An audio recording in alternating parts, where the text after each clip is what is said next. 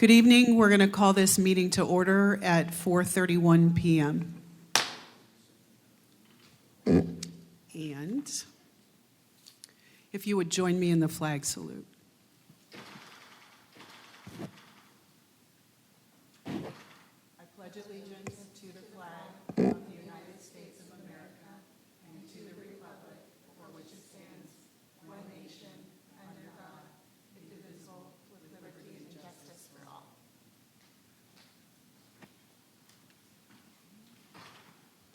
Thank you. And roll call.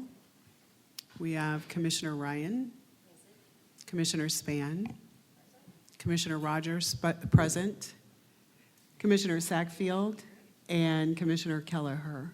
And Commissioner Martinez is on her way. So, any oral communications? None. None. Let's move on to approval of the minutes. Have you all had an opportunity, and do we have any comments? No comments, but I'll move to approve. I'll second that.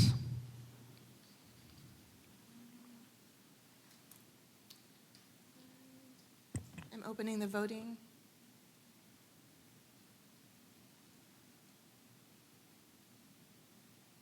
You got to hit refresh. No.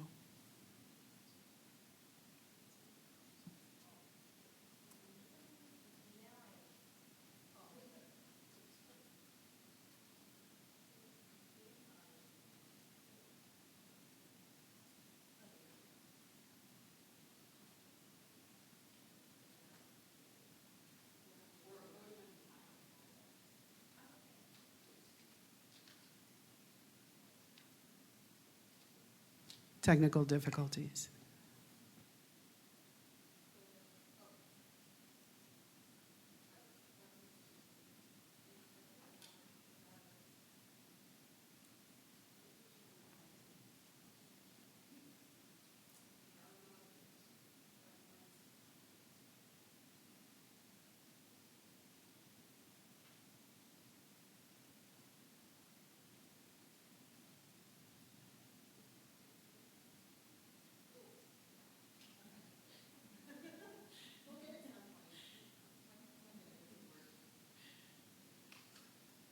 Okay, perfect. Thank you for the patience, and it's approved 5-0. Okay, and moving on to item number 2. Sandra, the Student Murals Program. Good evening, Commissioners. I'm Nicolina Katanik, Department Specialist for the Economic Development Department. And I'm Sandra Aguilar, Management Analyst for Economic Development Department, and it is our pleasure to give you an update on the Escondido Union High School District student murals. This presentation today will go over background information on the student murals. You will hear from the finalist as chosen by public input, and we will provide the Commission with a recommended action. First, for some background, on February 3rd, 2026, City staff received 20 student submissions. On February 24th, 2026, the subcommittee reviewed all the submissions and selected the top 2 artists. On March 9th, 2026, the Public Art Commission confirmed the recommended top 2 murals for public input. The public input period was from April 1st through April 8th, 2026. Maya received 67 votes, and Santiago received 161 votes. As a reminder, here's what the wall looks like currently. And this is how the wall looks like with the rendering by artist Santiago with the piece titled The Childhood. And he is here today to present on it.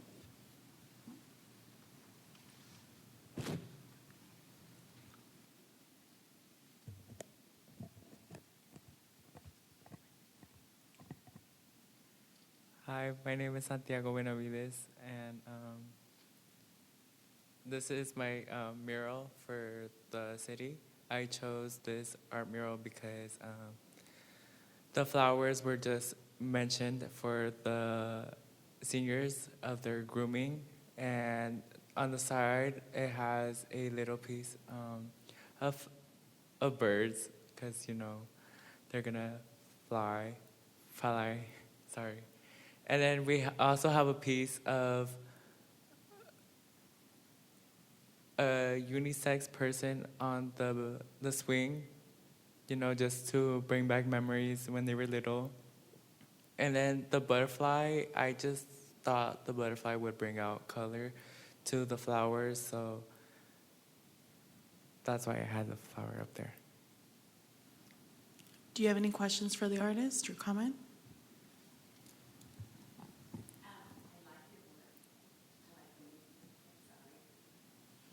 do like your work. I like the movement. I'm traveling through and I feel like I'm on a journey. Oh. Well, we'll start over. I like the movement. It's like a journey, just like you have as a student from a very young age, traveling through your years in school. It's playful at the same time with the birds flocking around the person on the swing. Thank you for taking time to do this presentation and to do your artwork. Thank you, Ms. Ryan. Thank you so much. It's such a cute, bright, vibrant piece. I like, how you arrange the flowers and the butterfly. I think it's very organic, and just the colors are really nice, very easy to take in, and I think very nostalgic. Simply, like that simple type of memory that brings you back, and that a lot of people can relate to. So thank you so much. Thank you.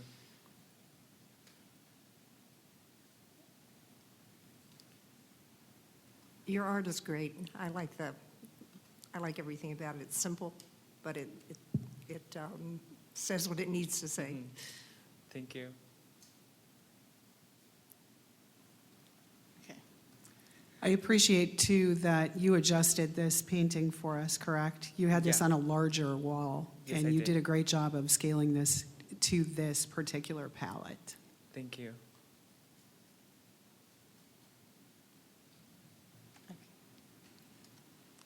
We request the Public Art Commission approve the childhood a mural by Santiago Benavides, submitted through the Escondido Union High School District Student Mural Program as recommended by public input. I'm here if you have any questions regarding the mural. What time period would this start to be painted? This would be in the summer. We don't have an exact time period, but I'm happy to pass that along as soon as we do. Thank you. I'll make a motion to approve as recommended. I'll second.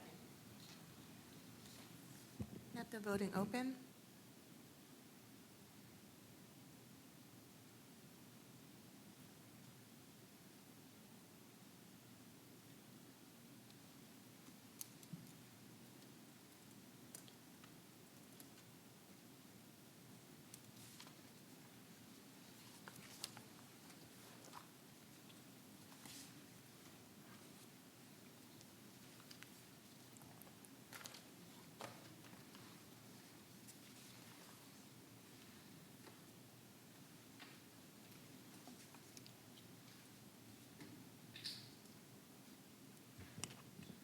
Approved 6-0. Thank you. Congratulations, yes. All right, moving on to item number 3, the Grand Avenue Roundabout Project. Thank you for being here tonight to speak with us about this.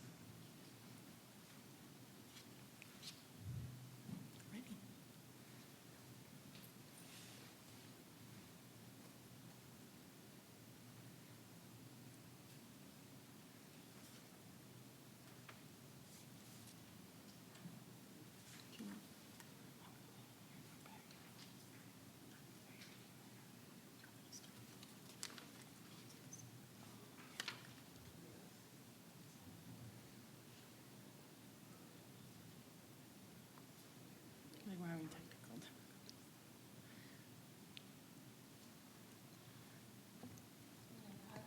Okay. I do have a little presentation to start. All right, thank you. Good evening, Commissioners. I'm Nicolina Katanek, Department Specialist for the Economic Development Department.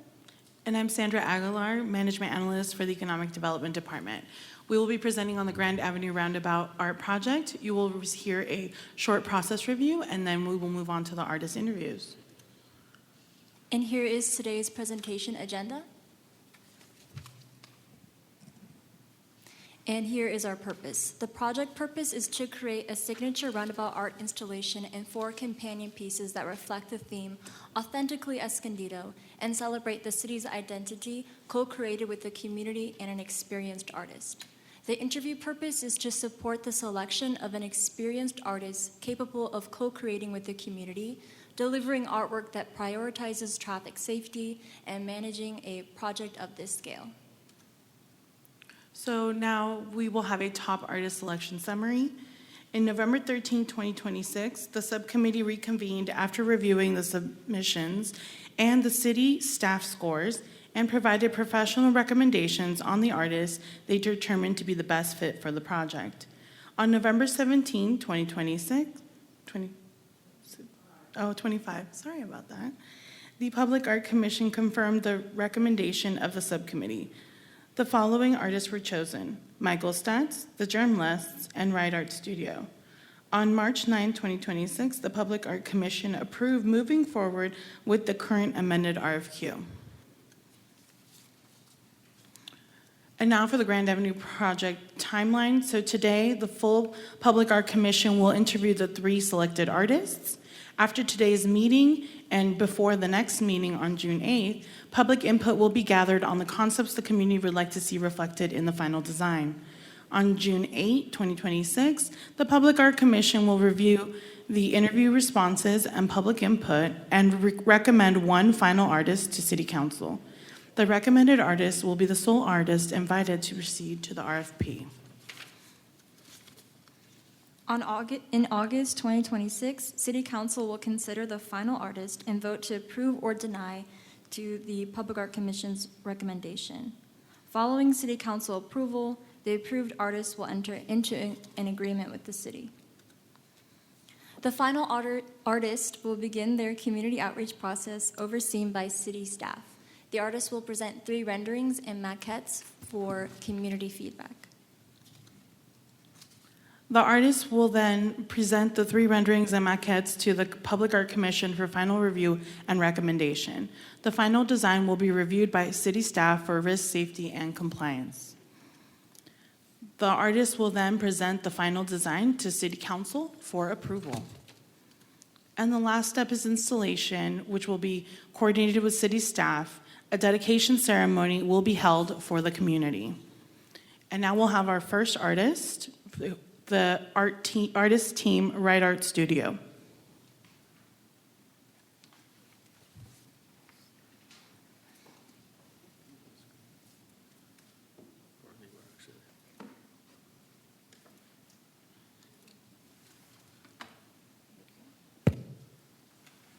Okay. Hi, everyone. Good afternoon. Thank you for having us today. We're really excited about this project. We are Ride Art Studio from Berkeley, California. My name is Saori Ide. And I'm Jonathan Russell. And we've created over 25 outdoor public commissions in the last 15 years in our fully equipped studio. There's some pictures up there, on your screen, us working. What sets us apart from other public artists is our unique incorporation of kinetic movement into the narrative imagery of our work. This imagery is derived from and reflects the culture and environment from where they are located.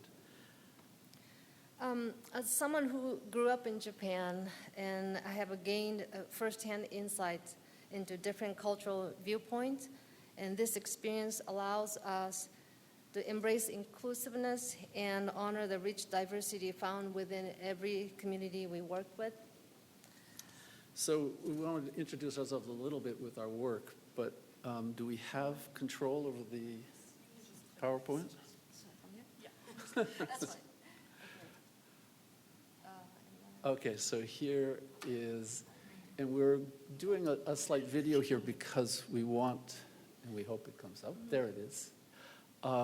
We want to show you some of the unique kinds of movements that the sculpture makes. And also, we just talked to you about this idea that we incorporate kinetic movement with narrative. So as you can see here, this is a piece, it's a forming double helix with a water molecule on top. And what it's referencing is the current research in DNA, is that the DNA is formed through its association with water. And that's actually a recent discovery. And what this was for is for the city of South San Francisco, which has a reputation of being at the forefront of the biotech industry. So we wanted to mesh that imagery in with the sculpture. And so it has both the movement, the quality, and the depth of narrative behind it. So this piece is Harmony Tree. And why don't you describe it?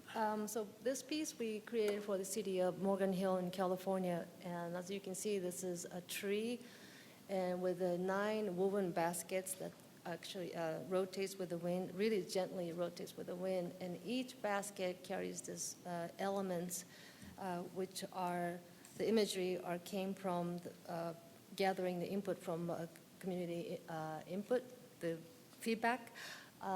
So you see different items are moving, and what we think as a fruit of this community grown from this soil. They wanted to have icons that represented the accomplishments of the city. So this is sort of the fruit of the city's growth.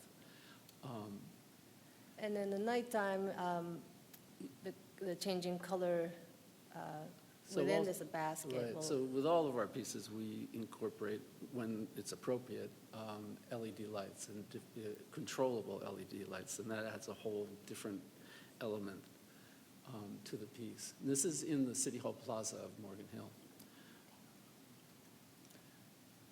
Next one.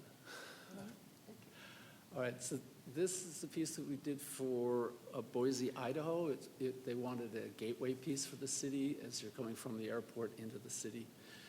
Boise is known as the city of trees, and so we picked this idea of a tree at each of the seasons. So we represented the 4 seasons, and these are also kinetic. They also light up at nighttime as well.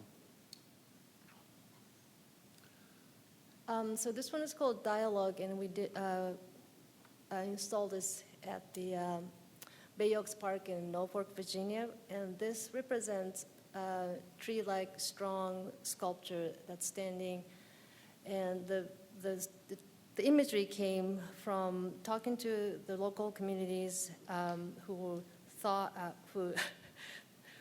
through all the way to Supreme Court to save this park that has about over 100 live oak trees, and wanted to keep this park for the community. And we were so impressed by this amazing cohesive community and how they worked together and they communicated together. So that ended up actually being the basis, the narrative of the sculpture. So we call it Dialogue, and each of those circles that you see, they all move with the wind in these unique way. We'll show you that. And then the insides also have, each individual column has a piece moving inside of it as well. This one, this is Florida. This is, we love this idea that you're doing these companion pieces for the sculpture. So this is a piece that we did for, where was it, the Everglades. And these represent endangered species in the Everglades. These also move with the wind and are attached to light poles.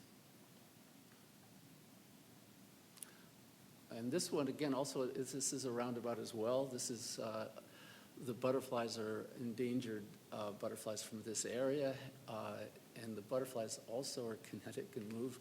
In the center one, the butterflies actually move around the center column.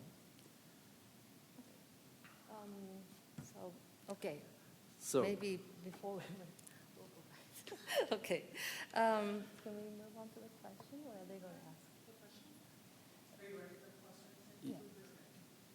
So how would you go, sorry, how would you go about discovering what authentically Escondido means to the community?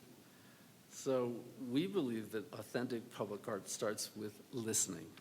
So before designing anything, we want to understand how the people of Escondido experience their city, what they value, what they're proud of, and what feels meaningful in everyday life. And what's exciting about Escondido is that it doesn't have just one identity. It has a lot.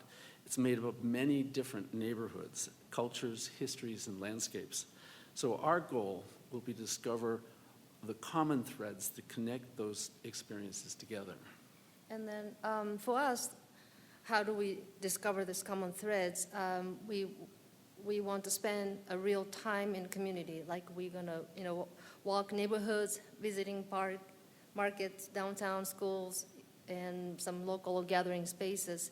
And we'll pay attention to how people move through the city, where the way they gather, and feeling of the landscape, the light, colors, even vegetation, and then kind of get the feel for it. What is it like to be here? And often the spirit of the city reveals itself in small everyday moments.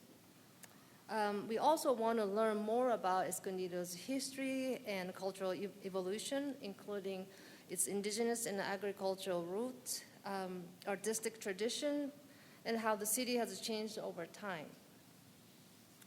So most importantly, we want to talk directly with residents, local artists, business owners, educators, family, youth groups, seniors, artists that are here already, and community organizations. Not just through formal meetings, but through genuine conversations and listening to what they've got to say.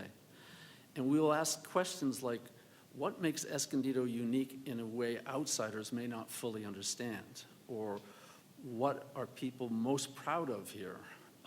What memories or traditions define the city? What should never be lost as the city grows into this modern world? What makes people feel connected to this place? So we do understand that people participate in different ways. So we'll offer multiple opportunities for involvement, like workshops, and we'll go over that very shortly, casual events, online feedback, maybe share stories and visual idea boards. Ultimately, we want the artwork to feel like it truly belongs to Escondido, reflecting both its history and its future while creating a sense of connection and pride. Next question, please. Moving on to the next question, it sort of sounded like you answered this. How do you plan to engage with the community to ensure that the work speaks to them?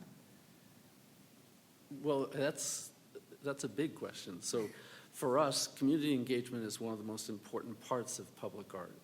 When people feel included in the process, the artwork becomes something they connect with personally rather than simply passing by it. So with this in mind, we developed a three-part community engagement approach. So the first one, thank you, we will host exciting hands-on workshop where people of all ages can explore movement and wind through simple kinetic experiments, making pinwheels and small wind-responsive sculptures using recycled materials. So we made some simple pinwheels. These are fun we did with students. Come on. Let's see.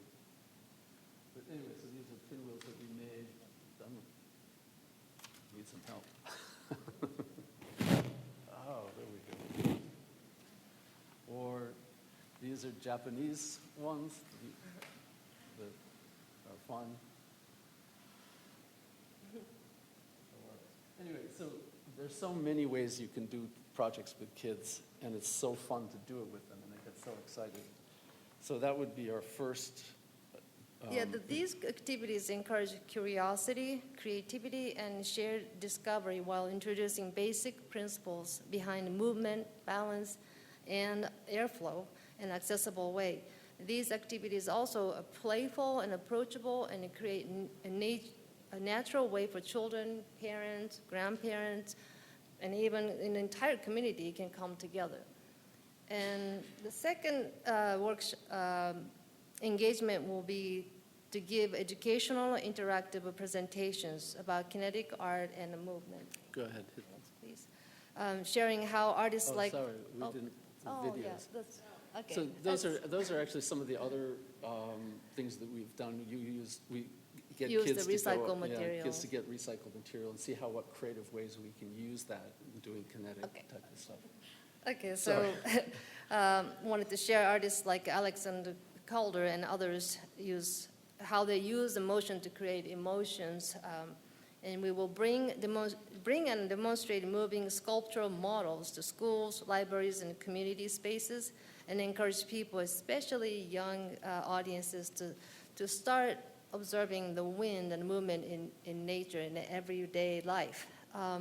One of the most rewarding things about kinetic art is that it encourages people to slow down and observe what's around you and then discover something different each time they encounter it. And third, and probably most importantly, I think I mentioned this before, we listen. So we want the community to help shape the emotional feeling and visual language of the artwork by sharing stories, memories, imagery, colors, and ideas that feel connected to Escondido. And we also want the process to be accessible and welcoming, with opportunities for both in-person and online participation, so as many people as possible can be involved.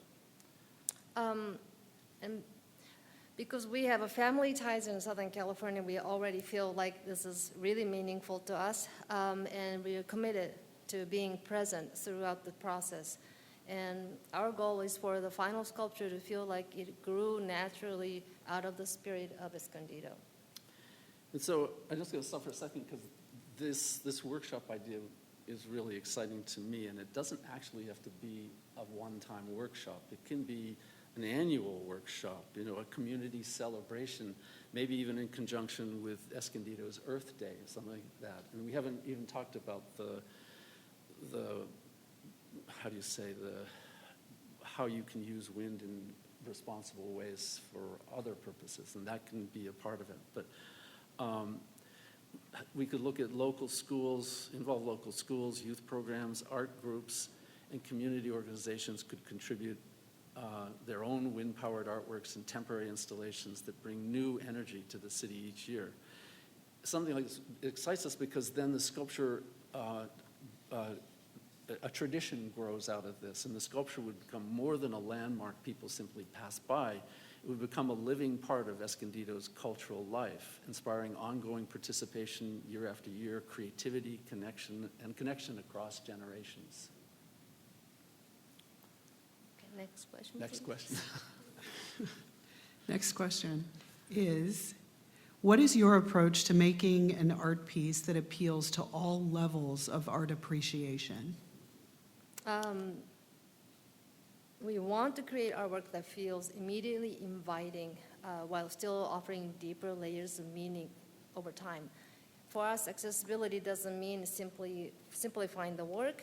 It means creating many ways for people to connect with it. Movement plays a big role in that. Kinetic sculpture has a universal quality that people naturally respond to, regardless of age or artistic, background. Wind, light, and shifting forms make the sculpture feel alive and constantly changing. So we imagine the piece gently responding to its environment, catching sunlight, moving with the breeze, and creating an ongoing dialogue with the space around it and with the viewers. Even a brief glance from a passing car can feel dynamic and memorable through color, bold forms, and imagery inspired by nature and the city's culture. We want the sculpture to feel vibrant and playful. At the same time, we want the work to reward deeper observation. Some people may simply enjoy its movement and beauty, while others may discover symbolism, references to the landscape, or connections to Escondido's identity. Also, because the sculpture will sit within the busy roundabout, visibility and safety are also important. The moving elements will be elevated Usually, we keep the moving parts high up, so the piece can be appreciated clearly from the surrounding, sidewalks and the roadway from afar. The people don't need to be right Right. near it to appreciate it. Right, we talked about this, that we don't want people coming to have to want to walk around and interact with it, given how busy that intersection is. So we felt it was important that they can enjoy it just as much from 500 feet away as they can from across the, just across the sidewalk from the piece, on the sidewalk across from the piece. And we're also excited about the possibility of smaller pieces, like satellite sculptures, companion pieces. These will definitely build a shared visual identity and strengthen the feeling that the artwork belongs to the broader community. So also interpretive plaques, online materials can also provide additional layers of meaning for people who want to explore the story behind the work more deeply. Ultimately, we want this sculpture to feel welcoming to everyone, creating curiosity, joy, and a lasting sense of connection. Okay, Next. please. What is the story you want to tell through your art?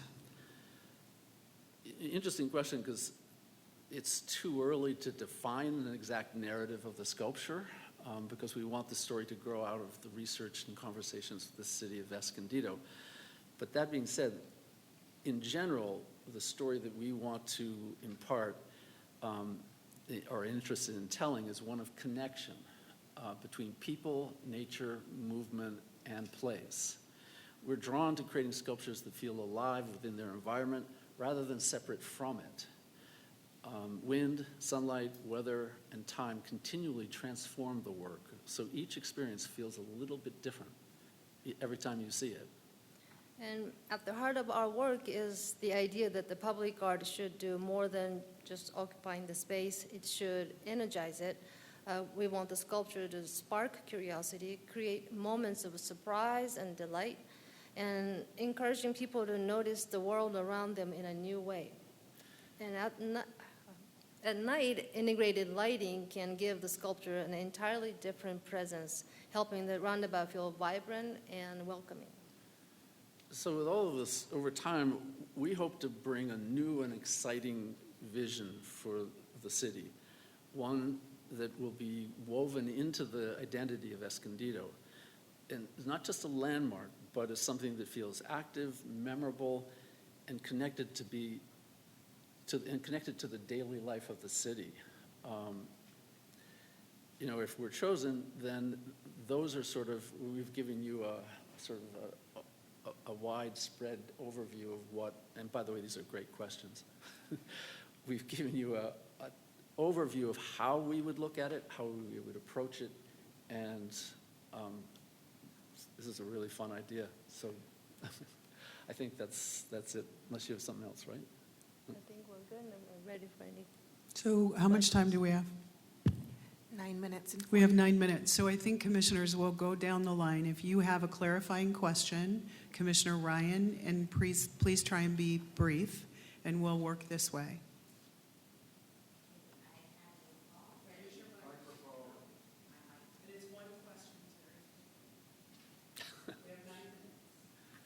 Thank you. I really found it quite interesting. I know this was hard. Would you incorporate different cultures in your art throughout our town, since we're very diverse that way? That would be, I would say, almost imperative, yes, of course. Thank you. And luckily, the kind of work we do, that's quite easy to do, meaning there are different ways of creating different symbolism that works. Well, so many questions. I love the art. I love the colors, but the question, I get to the point, is the cost and the budget. I remember looking through our notes on that the kinetic, this piece is,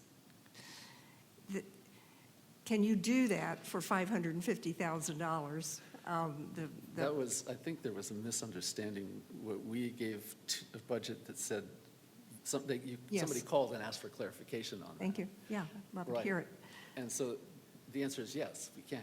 And that- Okay, I think that's my question, so that you can get the 4 pieces and the, Yes. okay, because there was a question about how they were put into the ground, how they were, yeah, and Right, you right. covered So- that too. Right, and one of the things that we have as an advantage is that we do all our own fabrication, and so it's under our control, and, you know, we don't ever have problems meeting deadlines because she's the boss.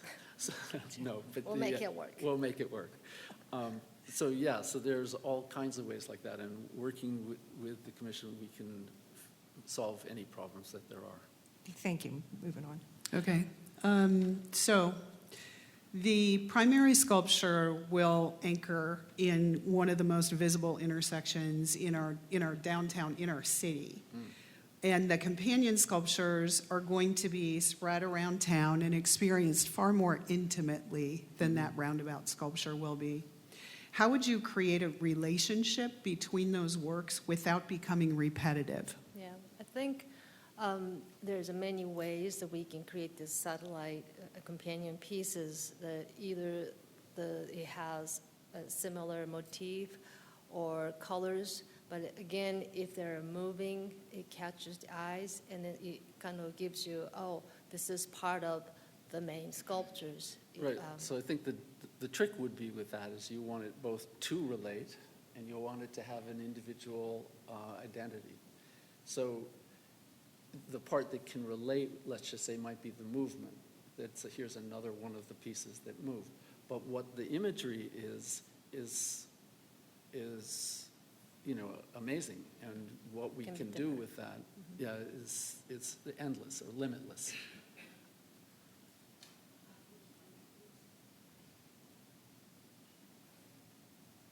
Thank you. I think you did a very nice job of being concise and answering the questions. In terms of clarification, I don't feel like I need any clarification of what you said, so thank you very Oh, much. thanks. Thank you.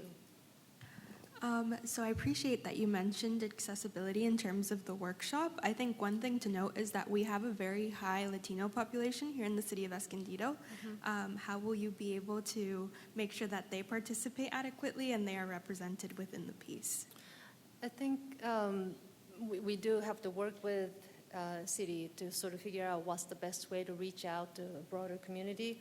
But I think also working with the school and maybe smaller neighborhoods that can give us a place or a time, and then maybe they can sort of spread that, send out the information out and reach out to a wider variety of Right, we residents. saw that in our research on the city, and to us, that's exciting. I mean, what an amazing resource, what an amazing depth of experiences that we can draw on. So bring it on. That's the way we would see it, I think. Thank you, Commissioner Kelleher. I think you answered a lot of the questions I would have had, and I just want to share my appreciation for you making the time and taking the time to speak to us. I really appreciate it. Thank you. Thank you. This is a great project, so I hope, you know, whatever it ends up, it'll be fantastic. Thank you so much. You're not in, okay. Oh, okay. Yeah. That was the image for possibly Oh, could be in a fun idea for maybe annual events. where did it go? There it is. You know, we think of how can you do it, you know, do an individual workshop, but what about doing a project, a citywide project that you could do it? This is ones that, you know, we played around with. It's definitely a fun way to do it, and it's really great for community engagement and cohesion, actually. So, I mean, that's one possibility, but there are many, many, many. Well, thank you. All right, thanks so much. Thank you. Anybody want to play?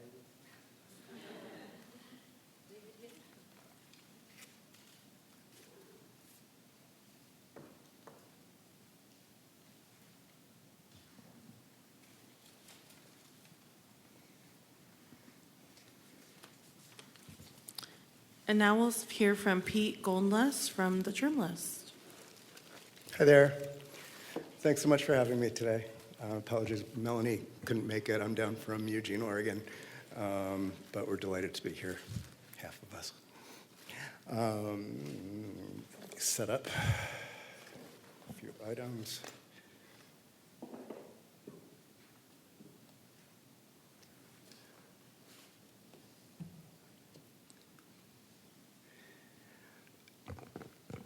So yes, I'm Pete. I work with my wife Melanie, but my folks live down here in San Diego, and we have some history both within the city and also within this part of the county, going way back.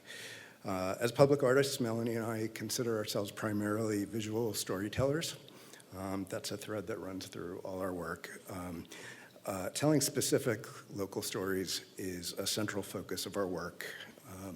I've recently been working with Tina Zarpour, who is director of the San Diego History Center, working on a history mystery puzzle hunt activity, sort of an escape room type activity that we've been talking about for the center. And Tina is a longtime Escondido resident, so we are in this area quite frequently, and we've done quite a bit of digging around in the history and the stories of San Diego County. We love the challenge of making a complex story compelling and understandable and enjoyable to a wide range of people of all ages.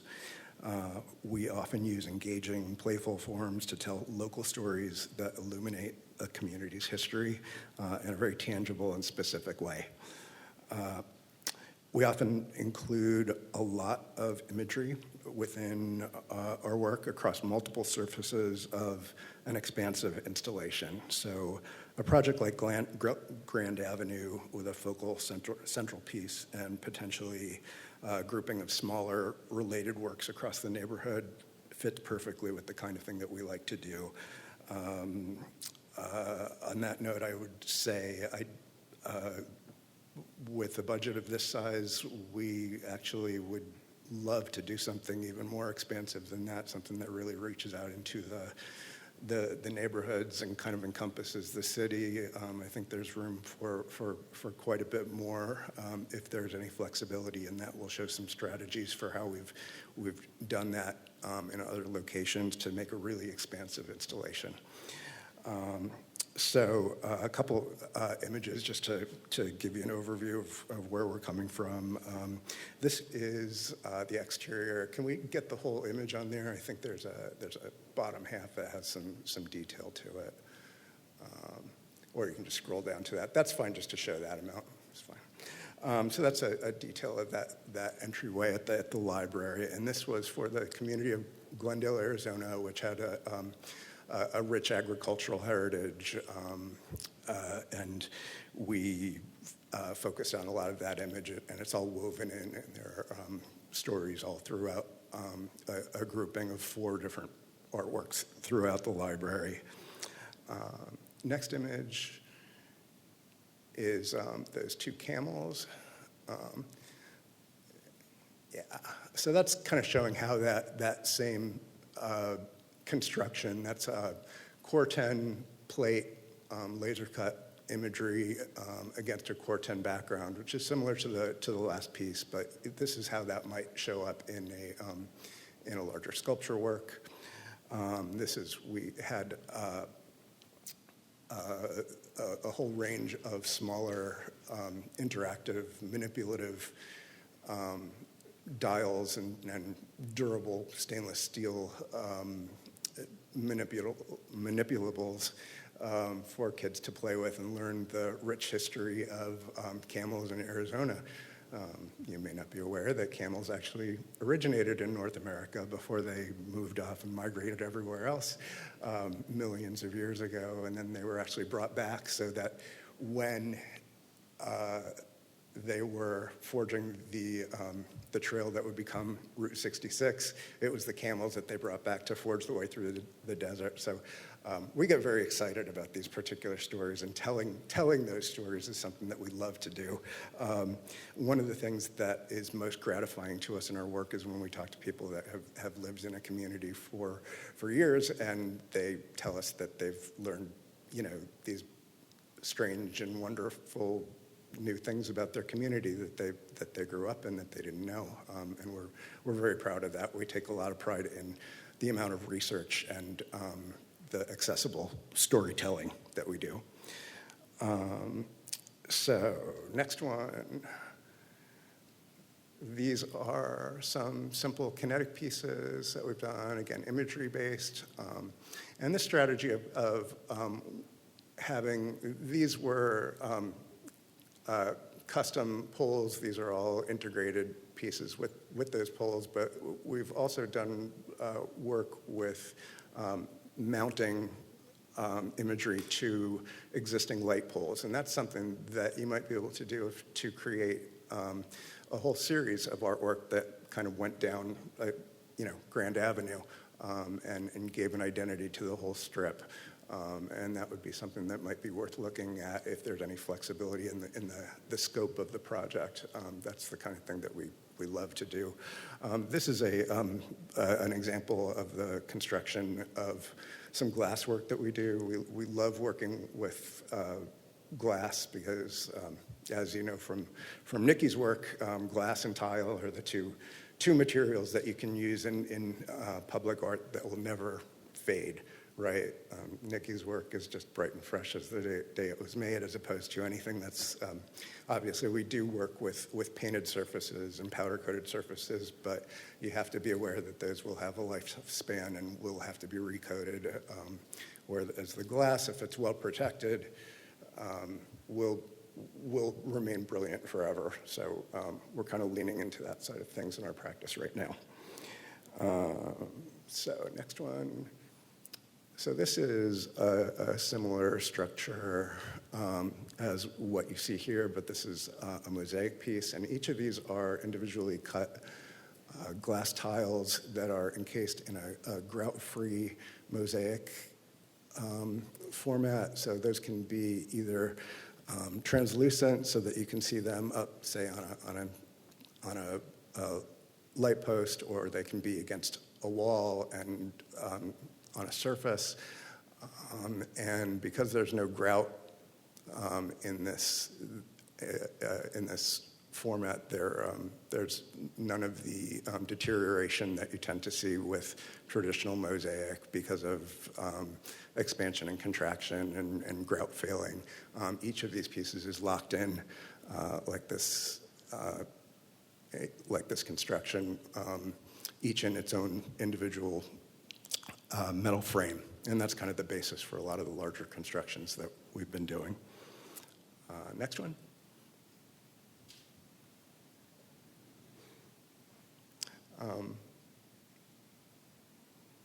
So this is if we can zoom in on that.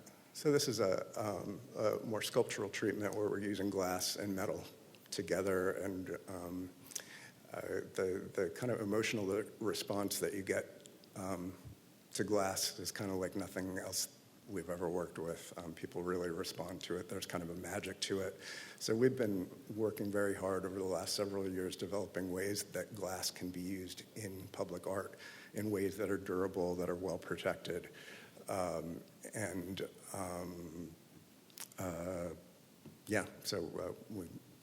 That's something we would consider here. So I think that's what I've got for introduction. There's a few more images we can get into as we go. Okay, so we'll go into the questions. How would you go about discovering what authentically Escondido means to the community? As I mentioned, Melanie and I are frequent visitors to San Diego, and we have some strong artistic and personal links to this part of the county as well. We're both great longtime fans of Nikki DeSaint-Vel. We made our first pilgrimage to Kit Carson Park several decades ago. It's not an exaggeration to say that that installation was really formative as an influence on us in our approach to public art. So when this call first popped up on our radar, our eyes kind of popped. So the opportunity to do work here in this community in the shadow of that installation is very exciting to us. We see a wonderful opportunity here not to reproduce Nikki's work, but to build on aspects of the joyously playful spirit of her art with other aspects of Escondido that reveal themselves through work with the community. And we would do extensive work here. We would expect to spend a significant amount of time traveling back and forth through Escondido. Our work is always linked directly to local stories.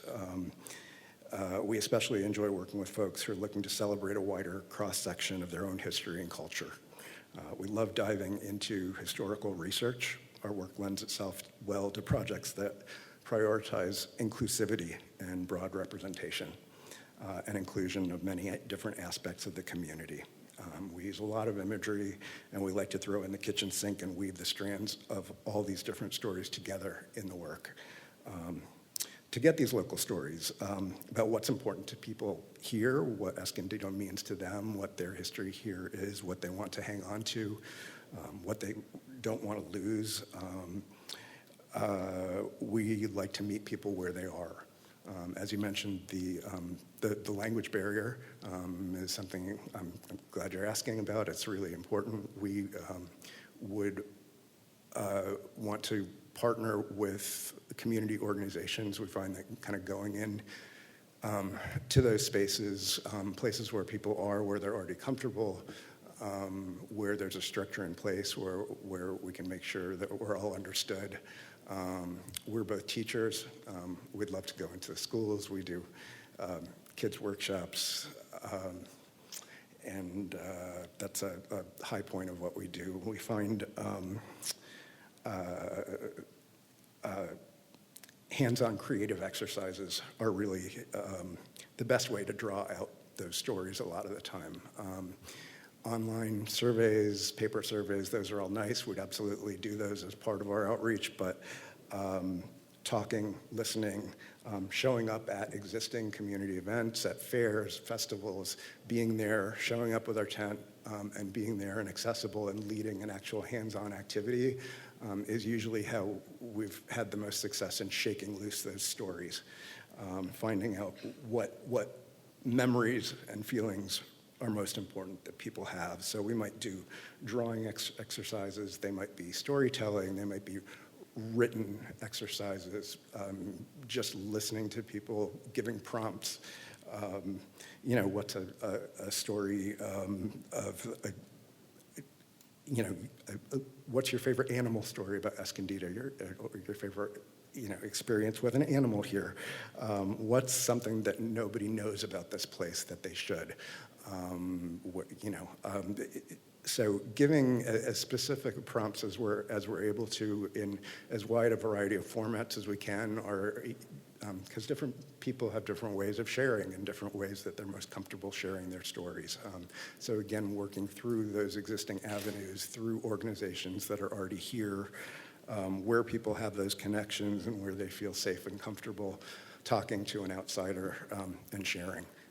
Those things are really important.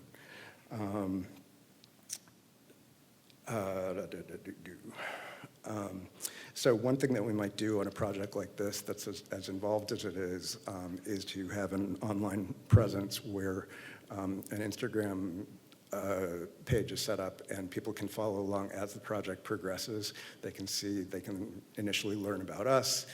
They can see what our initial thoughts are. They can respond to that.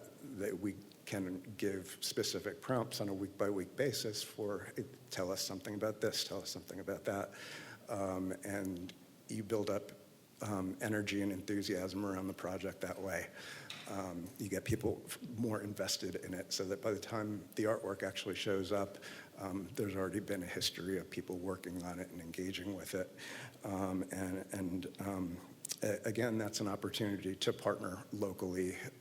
With a budget this size, we would have the resources to have a local liaison or two that are on the ground and able to kind of feed information back and forth with us, and to respond in real time as we're working through those things. And that social side of things is something that's very important to us as we tease out those stories. So, yeah. We'll go to question 2. Yep. How do you plan to engage with the community to ensure that the work speaks to them? Again, pretty similar to what we talked about in the last question.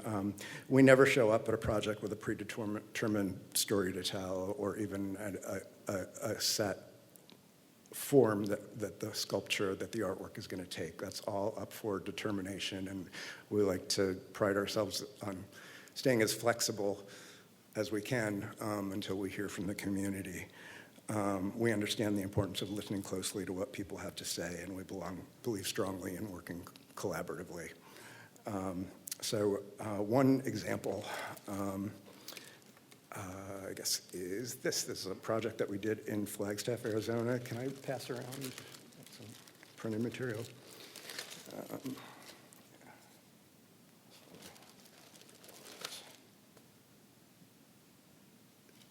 So a couple of years ago, we completed this project called the Coconino Scroll for the city of Flagstaff, Arizona, at Pulliam Airport there, to celebrate the diverse cultural history of Coconino County and introduce the region to travelers. This is the stopping off point where visitors from all over the world fly into as they're going to the Grand Canyon, and they are absolutely inundated with cowboy stories from the moment you set down in Arizona, as you may be aware. A lot of coyotes, a lot of cactuses, and there's a really rich and varied history there that we wanted to make sure that we got that in front of everyone who lands there when they come in off the plane and head to the Grand Canyon, that they see the broadest scope of what Flagstaff and Coconino County are. So this is, I know this is not directly talking to what Escondido is, but this is how we approach that. And so this is a steel and glass illustrated fence. This is 265 feet long at the airport. Again, outside, Flagstaff has surprisingly brutal weather. They have more freeze-thaw cycles than any other place in the country, oddly enough. And we've had no issues with the glass outside, so it's been a great chance for that to show how well that works. So let's go up to that second, the one, yeah, that one there. So each of the middle one. So this is, we were very proud we got to, so this is celebrating these different aspects that are under-noticed about this region. And this was the story of a local librarian who had done the hard work of compiling all these kind of untold stories about the early Latinx settlers in this area, and recorded them and created the archive that allowed them to be available to others that are outside their immediate circle. So we were very happy to be able to celebrate a librarian and a bronze plaque.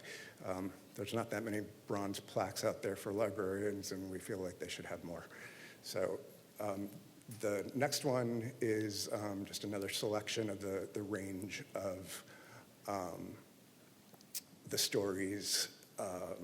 We worked with the city's indigenous coordinator, so there was a good half dozen stories that were related to historical and contemporary indigenous stories. The camel, the history of that region in technological innovation. There was a lot of connection with all the development of space exploration. Every astronaut that's ever walked on the moon to this day trained outside Flagstaff. So it was exciting to get that in there. So this is kind of a range of the range of things that are represented. And these plaques we called footnotes. So as you walk down the length of this 260-foot glass, steel and glass fence down on the ground, if you're not running to catch your plane, you can read along and kind of get the full story. So this is, again, is another kind of form that could be done if we're not limited entirely to just 4 other locations. This is something anywhere that there might be concrete paving going in might be an opportunity that you can have some kind of high impact artwork that all ties together the entire community and can be located anywhere in the city. Things that are in the sidewalk, things that are connected to the lampposts. Those are very easy kinds of structures to work with that you don't have to spend a lot on infrastructure and on creating an engineered footing, right? Because you're working with the infrastructure that's already there. So that's a lot of bang for your buck to do this kind of thing. So next one. You ready for the next question? Not yet. Not yet? One more. So this one will be quick, but those sculptures are some of our largest freestanding sculptures that we've done. These sort of tubular figures, and this was a very different situation. This is for the city of Phoenix. And we were working in an area where there was not a lot of residential, there just weren't a lot of residents there. There wasn't a lot of engagement. We offered up community open houses, and there just wasn't that interest in participating in the artwork. So what we did is we learned that the largest mass UFO sighting in world history took place over Arizona and Sonora in 1997. There were something like 20,000 individual people that saw these things.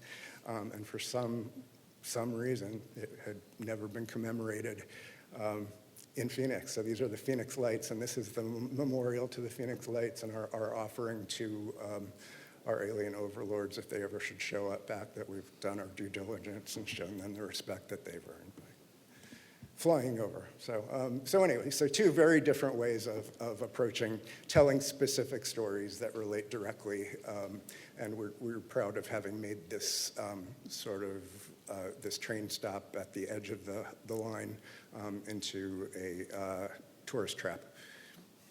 We have 7.5 more minutes, just so that you know. Okay. Okay. All right.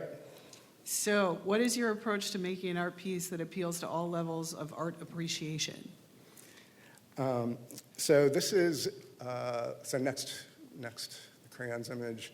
This is kind of where I started from before I was doing public art 30 years ago. These are carved crayons. They are not a durable form that I would recommend putting in your roundabout, but this is the credibility that I have that I can bring to the 8-year-old segment of your community. These have been featured in Ripley's Believe It or Not, which I will always have great pride in. I'm very happy to meet people wherever they are, whether they know lots of art history or whether they know crayons. That's what we do. And a lot of the best lessons in creating artwork that appeals to all ages, I think, comes straight to us from Nikki DeSanfal. Have fun, use color. Above all, treat the audience with enough respect that you understand they can appreciate and enjoy work that shows imagination and whimsy and invention and isn't entirely literal or rational. They can get that elsewhere. So we work hard to find stories that represent many aspects of the community in many different ways, and asking those questions in different ways, in different places, whether it's schools, community or groups, showing up and having a tent at the festival. All those different ways are ways that we gather up those stories. And the artwork should be visually rich enough that it can hold new discoveries and surprises for people, even if they see it over and over and over for many years. Okay, last one. What is the story that you want to tell through your art? We want to bring joy and wonder into public spaces. That should spark curiosity, and it should keep people's attention over many years. The last thing you want to do when you spend $500,000 on an artwork is have it be really new and exciting to everyone for 2 weeks, and then be part of the wallpaper. You want them to be able to keep coming back and still enjoy it. Also, just one last note, I'm also on our local arts commission in Eugene, and one challenge we really face is bringing new artists into the field of public art. It's a really tough area to get into for a studio artist, and we struggle with creating entry-level opportunities for artists to break into the field, to build something that can withstand the world and exist out there. And we would absolutely love to do something with some of your local artists where we do some workshops and explain the nuts and bolts of how you go from being a studio artist to being a public art person, and how you can do it even if you don't have all those technical skills. We work with partners to do just about everything we do, and I think a lot of artists just don't know how to even enter that conversation. We would be more than happy to do an extended workshop to build up your next generation of artists, so that when you have smaller commissions coming up, you'll be able to work with locals. Thank you for that. You're right. It is one of the challenges, and it's one of the missions, one of our missions as a commission is to help artists build their capacity and careers. So thank you for saying that. Of course. Do we have time for questions? Yep. 3.5 minutes.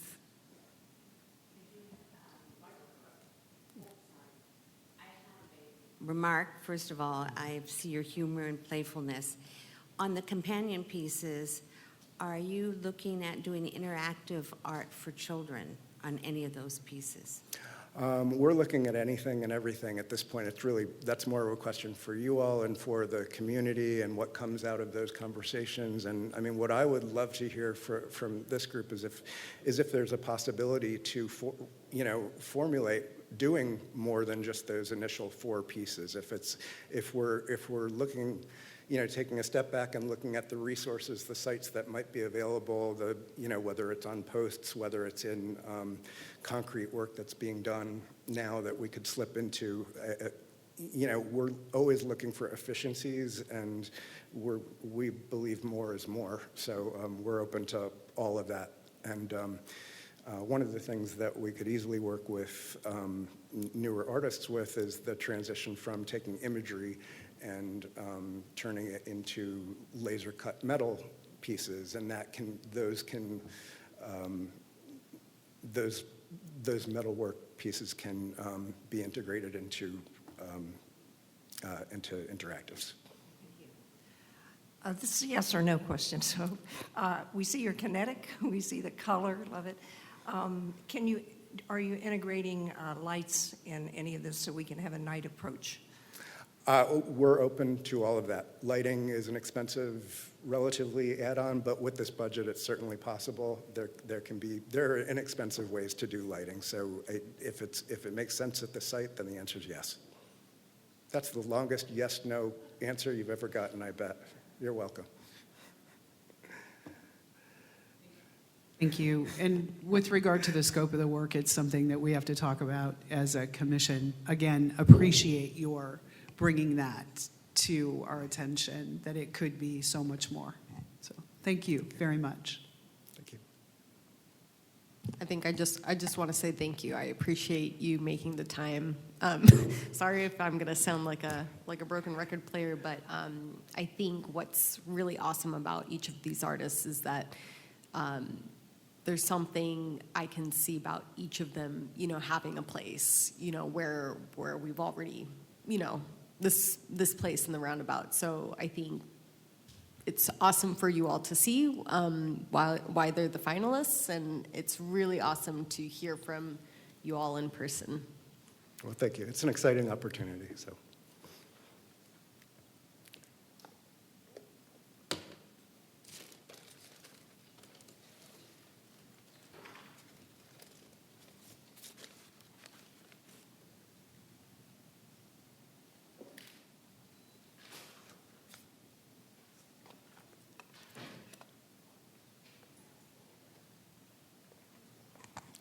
And now we'll hear from artist Michael Stutz. Hey there. I mean no disrespect to the other artist. Does anybody remember that The Who had to follow Jimi Hendrix at Monterey Pop? So it's just I get nervous at these things. It's really nice to be here today. It took a little while to get here too, and I know y'all have been through a lot for us to get here. So I'm Michael Stutz. I am actually your neighbor. I live up in Fallbrook, Rainbow actually. I've been in the area now for about 25 years. Originally was in San Francisco, where I got my start as an artist working in the display and broadcast industry, film, Photoshop, things like photo industry. And before, I also had a brief stint in New Orleans. And originally I'm from East Tennessee, but I consider myself a Californian. And what I'd like to do today is just show you images of my work, and I'll kind of answer all your questions, maybe not quite sequentially, if that's okay. But the first one would be how do I go about discovering what is authentically Escondido? And I'll say that that's a process that's been going on for about 25 years, ever since I moved to North County. I've had many interactions with the city over the years. Primarily, I'll tell you this, Daly Ranch and Lake Hodges are gems of this area. And I've probably done about 400 mountain bike rides in those areas. So I was thinking about that cougar that was down here yesterday or the day before. He came down from Daly Ranch. And the way that impacted this community, that's the kind of thing that this place has so many things going for it. One of the things I did back in January was I went and spoke to some of the merchants that are there right around Grand Avenue where the roundabout is. And one, Belle, who owns Track City Records, I don't know if you've been in there, I like music too. And she's like, gosh, this place has been so welcoming to me. I've been here for about 6 years, and I've felt like this business community is really sharing and open.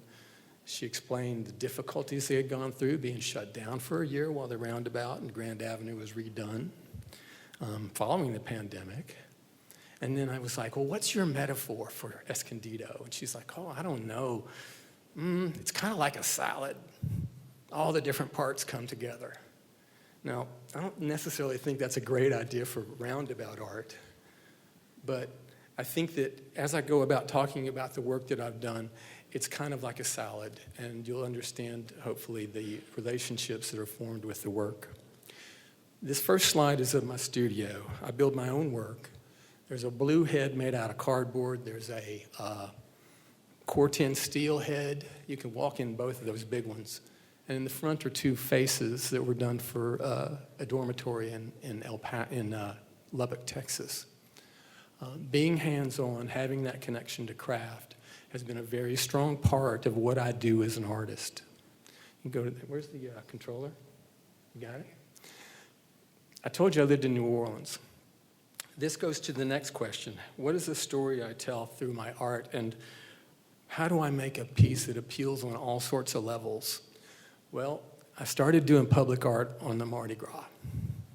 I didn't know that was what I was going to do. I kind of fell into sculpture. I thought I was a painter. Got to the Mardi Gras and started working with cardboard and contact cement and building these big sculptures that kind of play out of this Italian carnivalesque tradition. And what I learned is that public space, like the parades, is loud and bright and very chaotic, and that we're all fighting for attention within it. And so I try to come up with something that builds upon people's sense of what is happening in that public space and who they are in public. And that's what community is about to me. So typically you'll find figurative pieces within my work. I think people see something that they hold on to and can create a relationship with, but it's also put together in a very compelling way. Next. So back to the carnivalesque faces, this time made out of bronze, which is a permanent material, which I really moved toward because it's very supple and it lasts forever. They have bronzes that have been buried in the sea for 2,000 years. Faces at a dormitory in Texas, because what do students do? They're figuring out who they are. They try on a lot of different masks. And they're racially diverse, but they're all held together by the weaving and the color. And in my work, all the different parts come together kind of like a metaphor for community. These wolves are a piece that I'm especially proud of. They're at the University of North Carolina, they're at North Carolina State. And these have become a fixture on campus. I was there a couple of years ago at graduation, and students line up to take pictures with them. The next one. Because they're not about wolves, they're about the students. I make work that's incredibly strong, very durable. That's one of the reasons I've stayed busy, is that if I put something in your community, it's going to last. Especially this one's made out of stainless steel and bronze. And they really have been adopted and become an icon within that space. I wanted to show you this because when we talked about the roundabout, which is a very specific thing, one of the ways you can deal with color effects is using color-changing lighting. This is at the West End gas lamp downtown. It's a big stainless steel piece with bead-blasted stainless steel, so you don't have those sort of issues that you'd run into with really shiny objects in the middle of a roundabout. And it changes. So the things that you can do with light now I'll say that technology has really changed and is now mature. There was a long time where light-changing technology really wasn't worth doing, and that's why I didn't use it much. I see that as an opportunity for the piece here at the roundabout. This piece, back to cardboard, because I love cardboard. I wish I could work in cardboard all the time, but we want to make permanent things that last within our communities. This was done for a biennale in Lucca, Italy. It's called Hoodie. And in front of a 12th century church, it looks like a monk in a habit. For me at the time, 2016, it was sort of a comment on what was going on in this country with Trayvon Martin and things like that. For the Italians, it was about people making the border crossing or crossing the Mediterranean from North Africa. And many people, about 5,000 people drowned at that time. And the streets of Italy at that time were full of migrants who had come across. Next. You change the context. Lucca has these incredible medieval walls.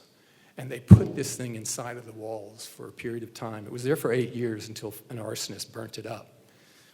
I got to go back to Lucca a couple of years ago to do a different cardboard piece. And it was kind of cool because tour guides, I found out, were taking people to see this piece in the walls. It was pulled out for the festival over time. And that's exactly what I look for within my work, which is that question. What is the story I want to tell in my art? I want people to form a relationship and to adopt the art, to feel like they see themselves within it. Next. My technique over the years has really gotten into different places. This is a piece I did last year. It's a portrait of Quincy Jones, the great music producer and artist, one of the protean members of the figures in music in the 20th century. It's 7 feet tall, and it's in Bremerton, Washington, which is a place where he was as a child for a while. It's where he first started making music. And you can pose behind the back of it. It's very interactive. It's the centerpiece to Quincy Square. And if you look, there are photo tiles that are in the base. And that's a way, particularly for this, let's call them the satellite pieces that will be part of this project. If we want to tell stories like that, if we want historical connections, that's a good way to do it. That's, I really think, inappropriate for anything that goes into the roundabout, because this is drive-by art we're essentially creating, right? But for the satellite pieces, we can include those sorts of nuances and things like that. And this is what made me really happy about that sculpture. That's Quincy Jones's brother and his sister-in-law. And she broke into tears when she started looking at it. And that's what I hope for with the work. An emotional connection to the energy of the making and really manifesting people's ideas about what their community is. Next. Can you hit play on that? There we go. There. Awesome. So it's nice to be able to see how they work. Because they're woven out of different pieces, right? You can see through the pieces. They're large, but at the same time, they're yielding. I fabricate, I don't cast. So it's a very great way to put things together efficiently. This piece is at the University of North Carolina, Greensboro, and it commemorates the school's founding as a women's college. Again, you see photo tiles that tell the story of that era in the university's time. And the people that raised the money for this were all women in their 70s and 80s who had gone to the women's college, the last class to graduate from there. You can see how light goes through.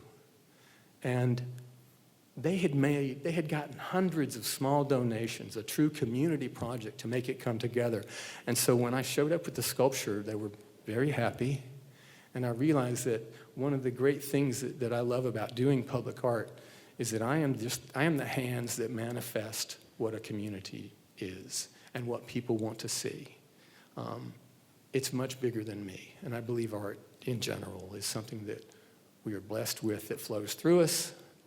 And that's something I think that's also apparent in the way that my pieces are woven. That kind of touches on what does it mean to be authentically Escondido, and how do I engage with a community? First off, these are pieces which are elevated, which is something that I think we really want to think about for the roundabout, because you don't want to mess with sight lines. I know the city people will be very, very clear about that. There's going to be structural issues. What's underneath it? What kind of a foundation does it have? What is the electrical? Things like that. I've built a lot of these pieces over the years. I tend to try to really honor everybody that's a part of the process. That's one way that you end up being about Escondido, is you work with the locals who will be with the city, the guys that are going to, the people that will be taking care of it. And in this case, of course, the merchants. But you can see pieces that are made out of bronze, stainless steel, and regular steel. Next. Little story about how you engage with community. This is the Night Hawk at Fire Station 15 in the Natomas community of Sacramento. And I went up to Sacramento and rode around in that fire truck with these guys and hung out at the fire station and got a good sense of what their lives are like. And they had this thing, they called it the Night Hawk. And it was like, I don't know if you know who Foghorn Leghorn was. He was like this Looney Tunes character with like big muscles, and he was kind of thick, but he was, a hero in a cartoon. That was their symbol, right? And I was like, well, that's kind of easy. I guess I could do that. And, what the heck, I might have this thing down. So that evening, and this is one of the things that I would suggest we do here in Escondido, I got together with the district supervisor for that area, and especially for the 4 different places we're going to be talking about here. You bring in the different supervisors. They accompany me. We have a whiteboard, and we sit with people and get their input on their place, what they would want in the art, how they see themselves, how I see them, let them understand who the artist is so they can feel like there's a relationship they can form. And we wrote down all sorts of things on this board. It was like a charrette, like a planning session for anything. And they weren't too keen on the firemen. They had lost a park for this fire station to appear. They had seen the natural beauty, part of the natural beauty of their neighborhood disappear. So in researching, I found out that there is, the next one, There is the lesser nighthawk, which is not a raptor at all. It's nothing like this fierce character that the firemen wanted. It's actually a small nocturnal bird that lives there in the Sacramento Delta. And so this piece represents that, the blend of the ideal of nighthawk, the ideal of energy, motion, the firemen leaving, but the community's connection to the Sacramento Delta, to their own what they would want to see as a reflection of the nature that they enjoy in their daily lives. And so I think, artists are really good at making order out of chaos. And I think in this case, it's more a matter of just telling stories or bringing in a lot of different stories and coming up with a hybrid that represents something that people recognize. And then this piece is another example of community engagement. This is in El Paso, and El Paso is one big city, which is Mexico and America at the same time. It's got a border wall cutting through it, but it has historically been both places. It's this, again, this incredible hybrid, which, that's Escondido, right? And we went to this meeting, same thing, where I'm with the supervisor, the political figure that's part of that region, and I'm talking about my art. And I'm doing the same thing you are hearing, and everybody's like, that's great, we love your art. That new park, though, why do they leave the lights on in the basketball court all night? Why is it that we haven't gotten, the community is hungry to have a connection, and artists can do that when we talk about art. But you also need to hear every part of what people are experiencing within their space. And what actually happened here was everybody at that library where we held this meeting got in their cars and drove over to this site. Next. It was a caravan of art lovers going to figure out what the public art was going to be. And it's the Jackrabbit. But the Jackrabbit is jumping a love ball because El Paso is a town that is not about walls, it's about inclusiveness and connection. Love on one side, amor on the other. They're the same thing. And that woman that walked by with her dog, she was one of the ones that drove over to the site with me when we did the initial site visit. It's at a playground, so it also makes sense that you want kids to be active. You want kids to think about nature. You want them to have a connection to something other than their devices. I think that's really something every community faces right now, right? And that's one of the things within my art is that strong connection to nature. Next. Roundabout art. This is a piece which is done in a roundabout in Bend, Oregon. For the structural side of my work, I work with Latest Metalworks out of Marietta. They're fabulous people, incredible technicians. So if it's going to go over people's heads, you can know that that side of the engineering and such is done by professionals, not by me. And it involved installing this 30-foot tall thing. It's called Golden Squirrel's Wondrous World. So you're driving around a circle. You might be going to work. It's the hamster wheel. You see the hamster wheel and know that you're on the hamster wheel, just like that squirrel up there, right? Kind of a joke, but one that I think people relate to. And the bronze part in the middle is about the nature that is a part of this area. Looking off, the golden squirrel is looking off towards the Cascade Mountains and thinking about the Deschutes River and all these things that are a big part of what Bend is. And I found out about the golden squirrels when I was biking up there. And these little critters shoot across your pathway the whole time.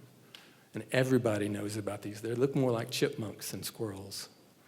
So I took one of the smallest, most prevalent parts of that community and presented it at a scale in a way that now when people go to, I think it's Morrison and Scott, but I don't remember.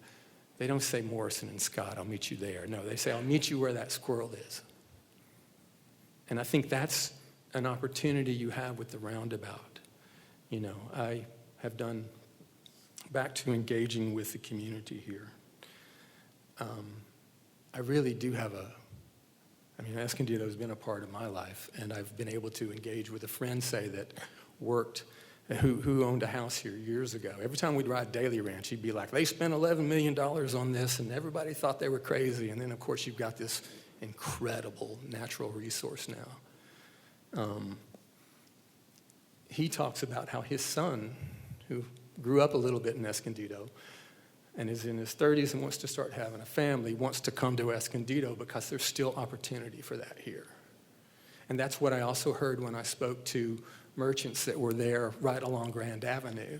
I talked to the woman who runs the spiritual shop, the one that's got the famous blue, Russian blue cat. And she's like, it was really tough because we were shut down a long time. And there was the concern about artists outside the community coming in. And I really respect that because I've been that artist. And I know that the artists that live in a place, the Escondido Arts Organization, they've been here a long time, and they've been doing the groundwork for a long time, so that when something like this comes up, and there's a lot of money attached to it, they can feel left out. Unfortunately, that is the story of what happens to artists anyway. We tend to go in and make that order out of chaos. And what you have in Grand Avenue is so cool because it's got soul. And you have small hairdressers, and you have barbershops, and you have the record store. You have all these businesses that could never really probably exist. I don't know of any other place in San Diego County, really. They would also have the community that you're building homes for, that you really moved into the 21st century. You've been doing it a long time. This facility, all those sorts of things show a lot of foresight. And reading your public art master plan, I'm really aware of just how much thought goes into everything, and working with Sandra on this. Your process is that impeccable. And I think that's really important because that shows the community that you are listening to them. Next. And there we are back to the roundabout. I haven't talked much about the satellite pieces because that's the part of this which is the most unknown. But think of it as the center figure, and it's got to be something which has to be, it can't get in the way of traffic. And it can't really be something that people are going to get close to. I mean, you can walk into the roundabout if you want. It's not that busy there, but it's not something that people are naturally going to go to. So if you're trying to tell a lot of little plankton-y stories there, it's not going to work. But if you've got the one big idea, and that's what I've tried to show you, is that I love this thing that Steve Jobs said. He said, it's not complicated. It's simple to make something complicated, but it takes design and a lot of complexity to make something simple. And that's where, think of it in terms of, the way I tend to look at art is one big idea that people recognize, an actual presence, a three-dimensional thing, be it a squirrel, be it a rabbit, be it a face, because we're human, we form, sculpture is a really odd art that way. It actually is more lifelike than any other art. And it's very dependent upon light and mass and where the viewer stands. And so we want to make something which is quickly read, but has layers of depth and meaning. And I hope that you see that in the work that I've done, I try to include all of that. Thank you. Thank you. How much time do we have? 7. 7 minutes. Yeah. Did you have a question? No. Yeah, I think he answered it all. Anybody have a question? Terry's got a question, and she's going to turn on her mic.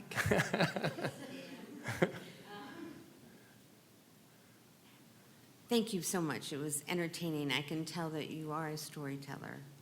You took us through a journey, and art is a journey.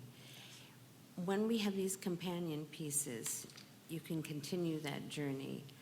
I tend to want to involve youth, being able to interpret art or actually ask questions. How do you plan to do that? I'm so glad you asked that because I left this part out. So working with the cardboard pieces, which I kept showing you, I use a glue which only sticks to itself. You put it on and it'll stay tacky for like a week, right? And you can take the strips of cardboard, already, the sheets of cardboard, they've already got the glue on them. I show up at a school, I show up at the Art Association, wherever we can determine. I know that like there's incredible resources. I saw Love Esco has done amazing things. I'm sure you all are very connected with ideas about where this could happen. And we do a thing where kids do a workshop and they make sculptures out of cardboard. And we talk about recycling. We talk about when you go to metal. We talk about the things, and that's when they tell the stories we really want. Because this is the 21st century, and kids are in such a different place.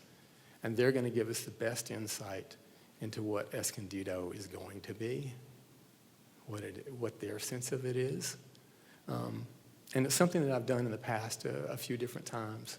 It tends to be really successful. People have a sense like, I remember when I was a kid, the first time I met an artist, like a person, that's what they did.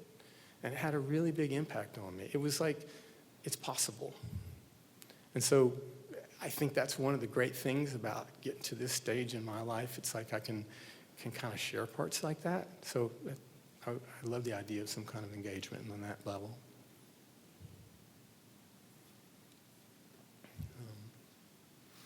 You know, I would just add that this is such a cool project in that Grand Avenue and what's happened out there.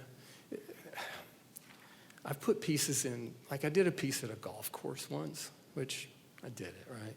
I'm not into golf. Maybe somebody is, that's fine. But it was installed in like in an industrial park, and it was,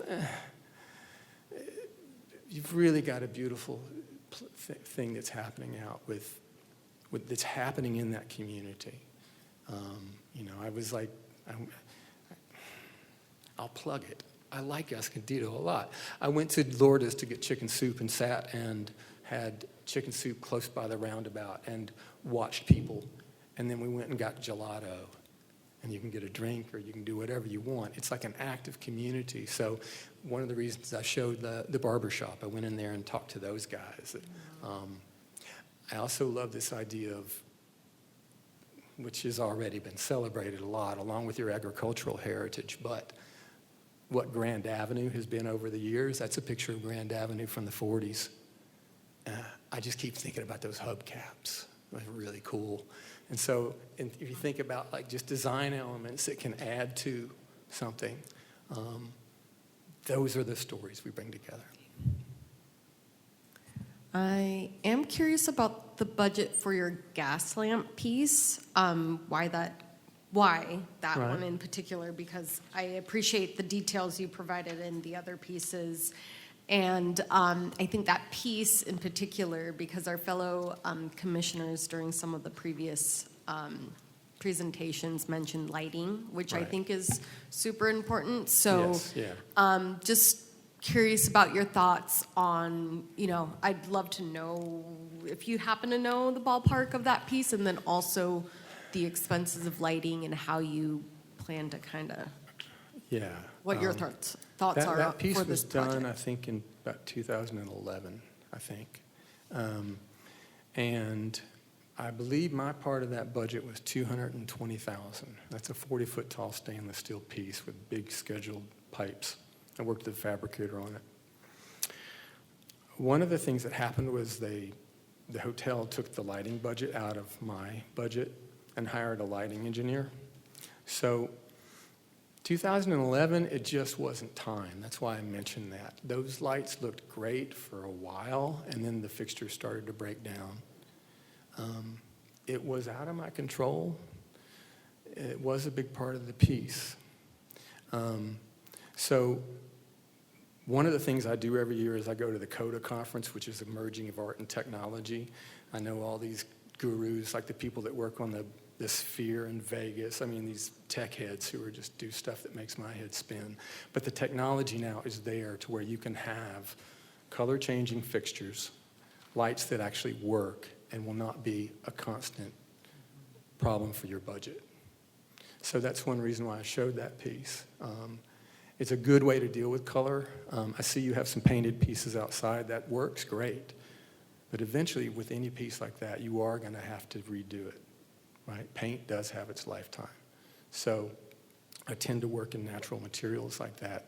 That said, I mean, you guys have got one of the best pieces of public art in the country here. And that's Nikki de St. Paul's piece, right? It's a showstopper. It's really extraordinary. And that's what I know Mosaic has worked very well for you in this community. And it's almost like her piece maybe was, I mean, think about it. It's like a world-class piece. It was there a couple of weeks ago, right? And that's one way to deal with color if that's something we wanted to bring into. What I would do with you all or with, what are your maintenance expectations? How much do you have every year, or when do you get to pieces? You know, whether it be waxing a bronze or cleaning, those kinds of things. And work with your expectations. Doing sculpture is always about handling all the different problems, all the different parameters, and that determines what we end up with. Thank you so much. We're out of time. All right.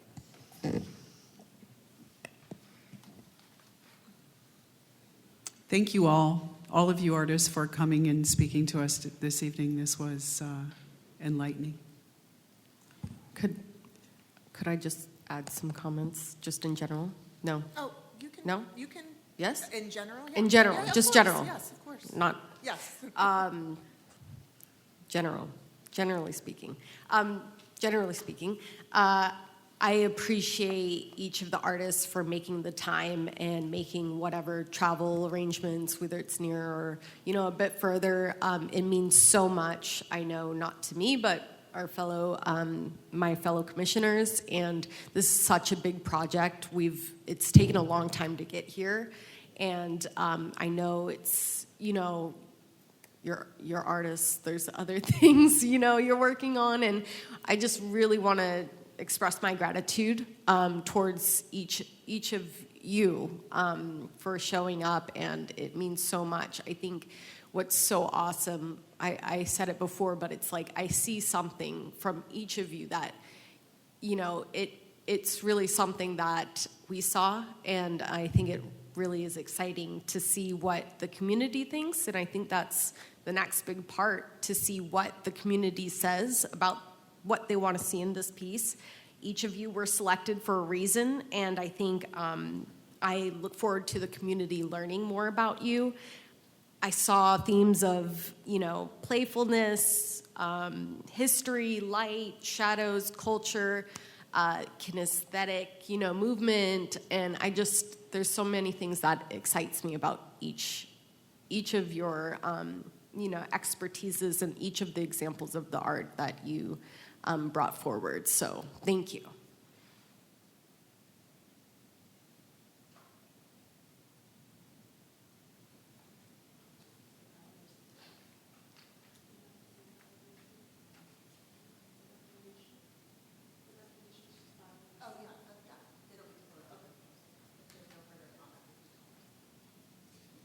Okay, thank you. Thank you again. And we are moving on to item number 4, our public art annual work plan.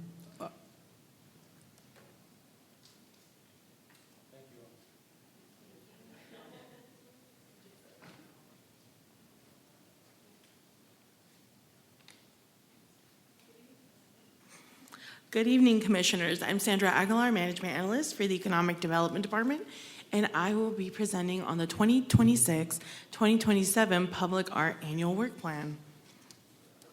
This is today's agenda for this presentation. And today I will review the progress has been made on the annual work plan. I will present the proposed 2026-2027 Public Art Annual Work Plan projects and associated funding for consideration. And following the presentation, I will request the approval of the annual work plan as recommended by the subcommittee. So here's the summary of our annual work plan timeline. Completed so far in July of 2025, the appointment of the annual work plan subcommittee. In January, the subcommittee met for the first round of project direction. And then in March, the full commission saw the first draft of the annual work plan.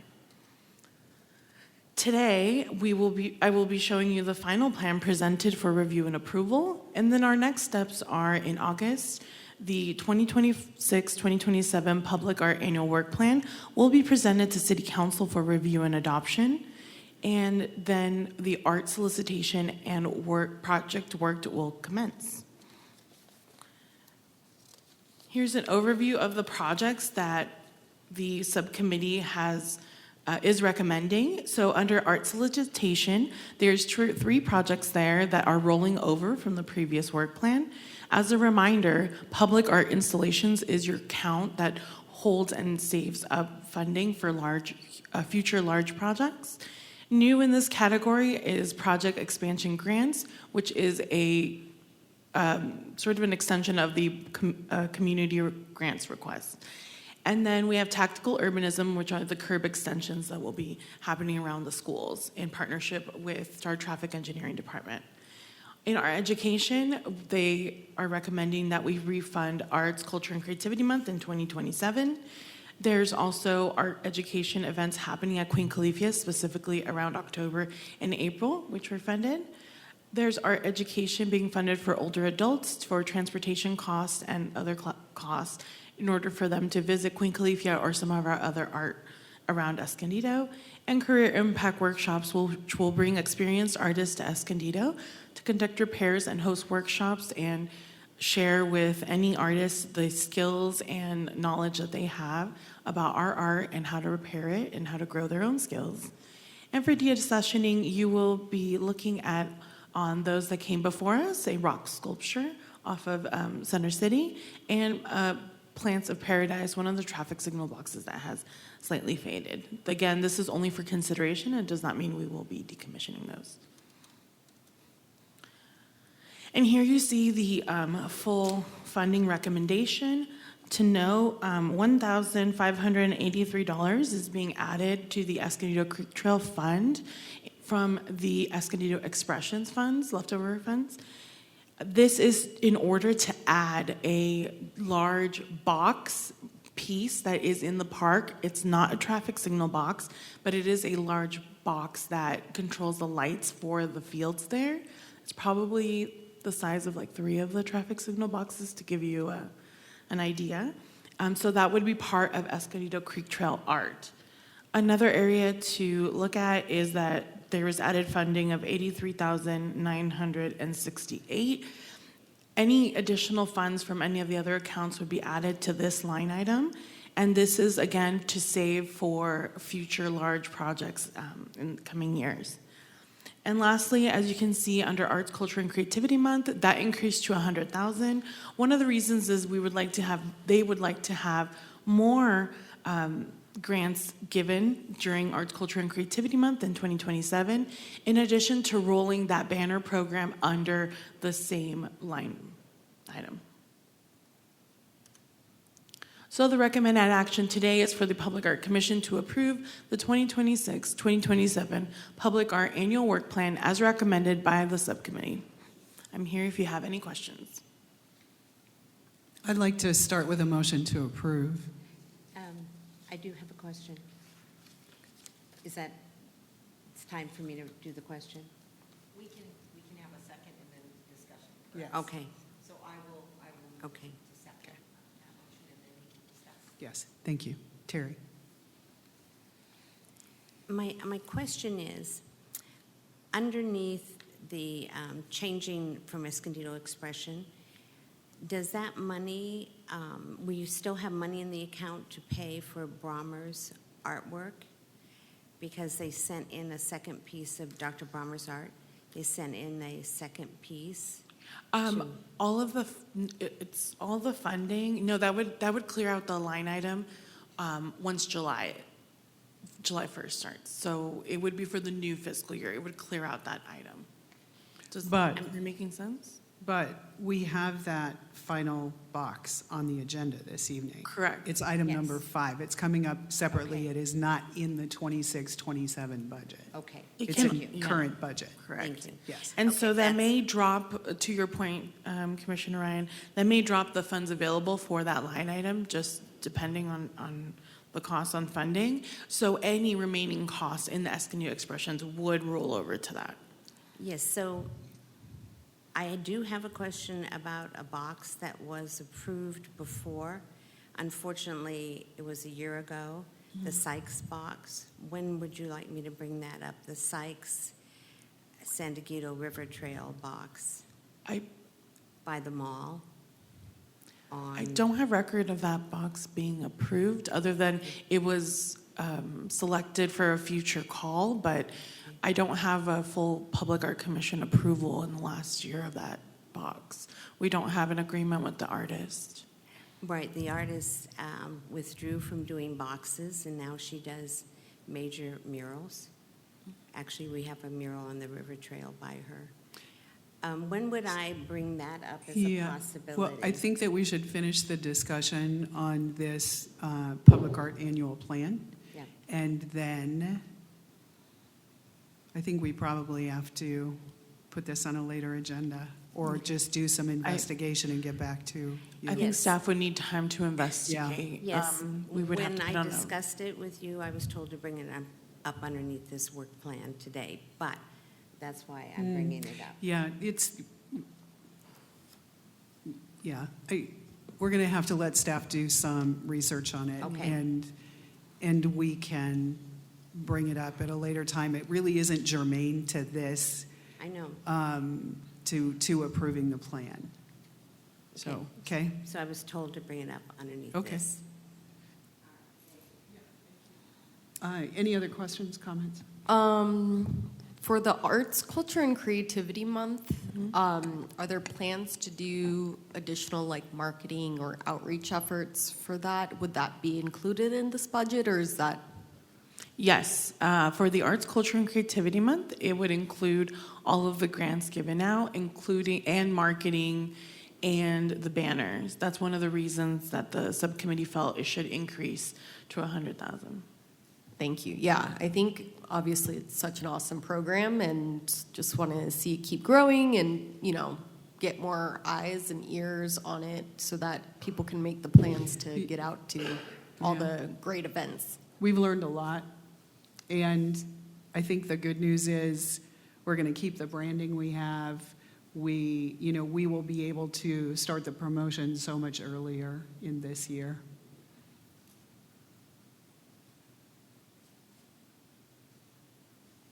So I think we can vote. Have the voting open.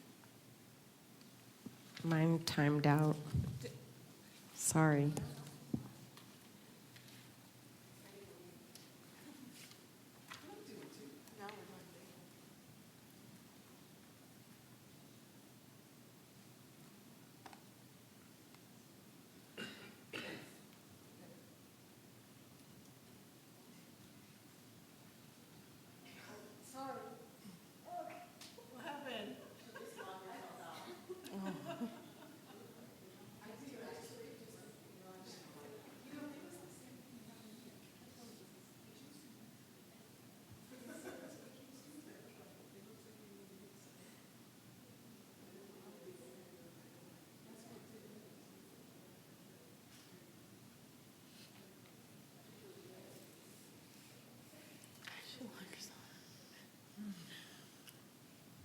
Maybe we should go back to the old-fashioned way.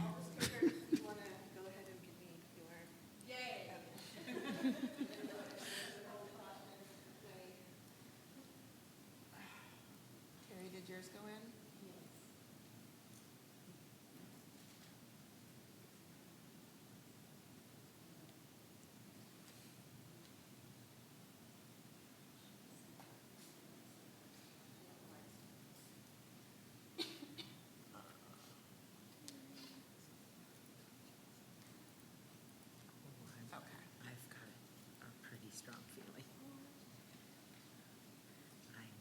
So it's approved 5-0, and Commissioner Ryan is abstaining. Could I ask one question? Sure. On, not particularly this, I know that the expressions boxes, that there's kind of a plan to put the boxes at the four corners of the city. And is there money in this annual work plan, the excess there, to do one more box to finish it out? This is for next year's work plan. There's still funding right now. Like I stated, if you vote to move forward with the box, then it's just whatever remaining funding would go into that account.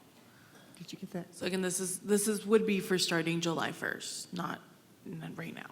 So I want to make sure I'm completely clear about that, because I think that's what Terry's asking too. Okay. So there's, what Well, was we it, have 15? another item, though. So we voted on the work plan, but the next item is Escondido expression. So I would open that item and then start talking about that. Oh, item, instead okay. of like Yeah, talking about gotcha. that. You got it? Got it, got So it. let's Yes. have Carol go ahead and we'll go. Yeah, Because you well, guys already sort of. voted, approved, the work plan's done. Let's move to the Escondido expressions, which is what you guys are talking Right. about. Yes. So let's do that. Right. Okay, so she opened Okay, that up. moving on to item number 5, Escondido expressions. Okay, so in terms of Escondido expressions, there is a pot of money that is still available now. Yes. That money would be available from now until this next work plan that we just voted on Yes. begins, right?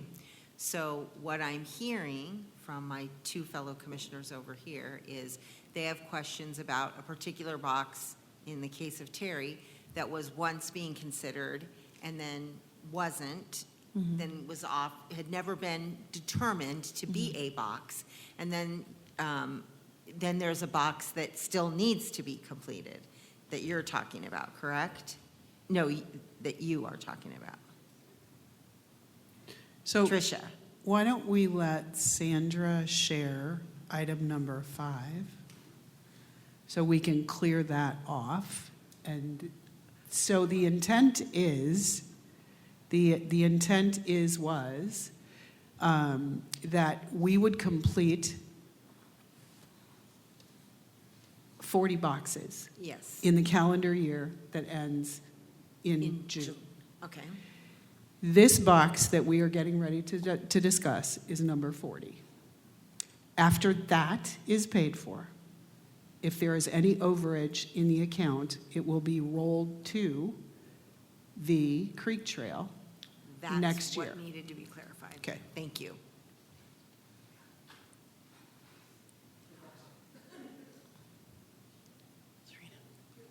Presentation, yes. It's okay. Good. Good evening, Commissioners. I'm Nicolina Katanek, Department Specialist for the Economic Development Department. And I'm Sandra Aguilar, Management Analyst for the Economic Development Department. And here is today's presentation agenda. Background on our resubmission is on February 23rd, 2026, the Escondido Expression Subcommittee selected 14 artist submissions and identified project locations. On March 9th, they brought this to the Public Art Commission, who approved 13 artist submissions, rejecting all the Rainbow Bridge submission due to the inclusion of commercial logos in products. Here is the updated, this is the previous submission as a reminder. And here is the updated submission with the removal of the elements that caused concern, which were the bottles and the all-in-one slogan.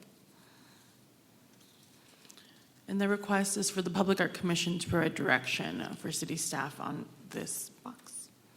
Thank you, and I'm here if you have any questions. I just have a remark. Dr. Bronner has been very easy to work with. There was a misunderstanding on their part. After we got approval from the city attorney to do the portrait of Edwin, the founder, because he's deceased, it was approved that he could be on it. But I think then they misinterpreted that to maybe more advertising, and that's what we saw with the bottles. But I feel that their work came back. They did include the words all in one, And Sandra and I discussed it, and we felt that that could be also another form of advertising since they have it on their bottles. So they did resubmit this work that I feel no longer has any advertising. I never knew what Edwin looked like, so he's just a man in the sky for me. I'm good with this. And we're not, are we voting? You can vote now. Okay, too. so I make a motion to approve this. I'll second it.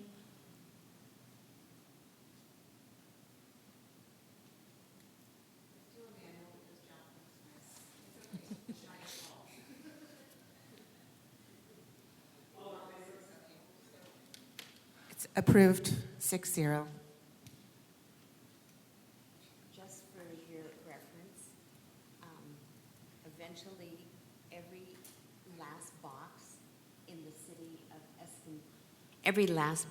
the city of Escondido, hopefully will have something on the traffic box. So now we've done east and west with the inclusion of this. Yeah. Item number 6, staff liaison report. Good evening, Commissioners. I'm Nicolina Katanik, Department Specialist for the Economic Development Department. And I'm Sandra Aguilar, Management Analyst for Economic Development Department.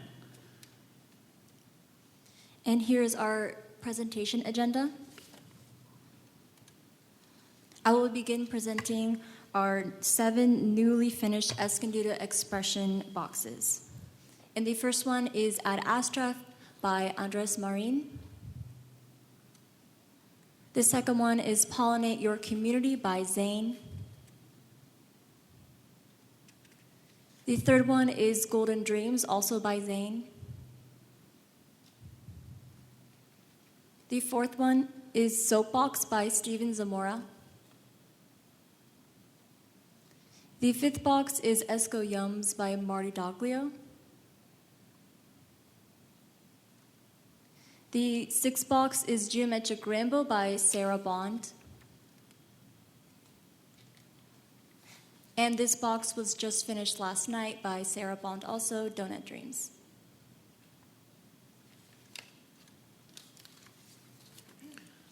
Next, we have the Art Speaks Escondido Community Foundation project. We are very excited that the third and final project of this series has now been completed.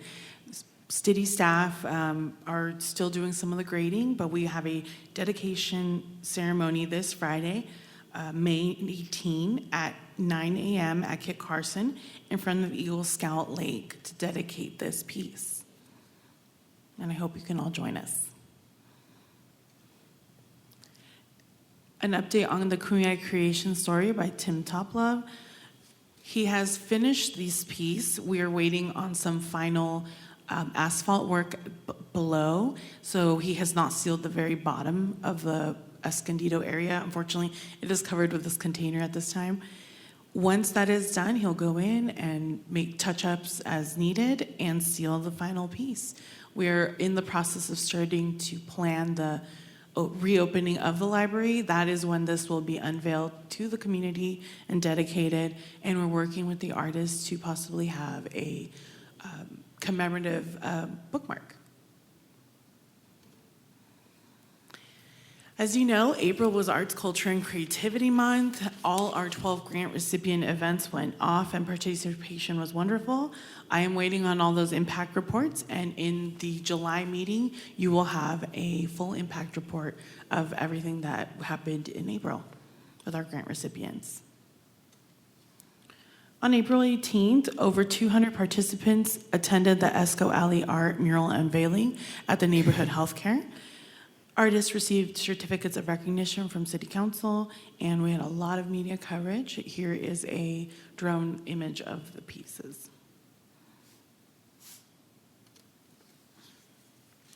The same day, on April 18th, the Bird Singers presented at the SoCal Indigenous Arts and Culture Festival, as you can see, during the event at Grape Day.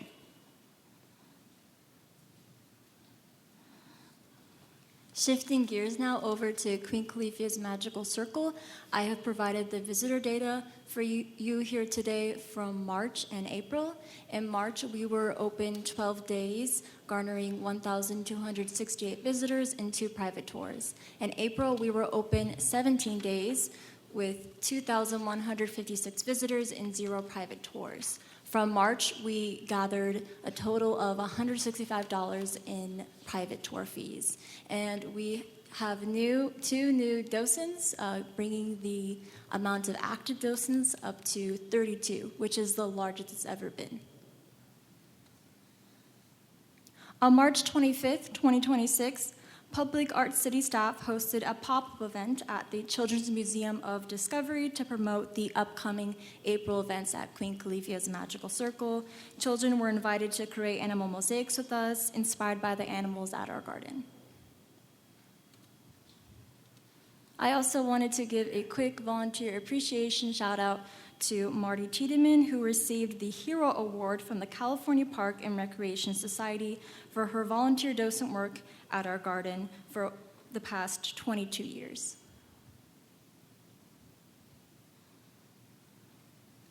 As discussed earlier, we have recorded a total of 2,156 visitors throughout the month of April in celebrating Arts, Culture, Creativity Month. We hosted several events with the Public Library, Love Esco, the Girl Scouts, Escondido Environmental Department, and the Children's Museum of Discovery.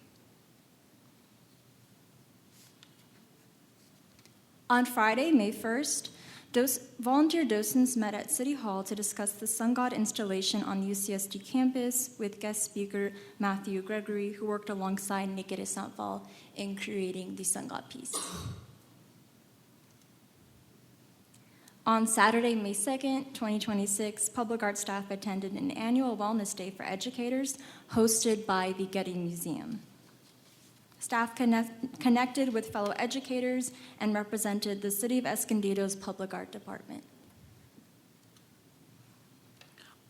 Most recently, the Public Art City staff attended the California Preservation Foundation Conference at the Riverside Convention Center, participating in the Mosaic Conservation Workshop. We learned about challenges modern-day mosaic conservators face, how they overcome them, and we were invited to create our own mosaics at the end. Our next meeting agenda is for our special meeting on June 8 at 4 p.m. here in the council chambers. The anticipated agenda items are a discussion of the Grand Avenue Roundabout art project to select the final artist, and a mural that needs to be reviewed due to time constraints during this meeting. It's for the John Paul the Great University. Is it at 4:30 or 5:30? Because in our agenda, it says 5:30. I thought it was 4:30. It's 4:30. Okay.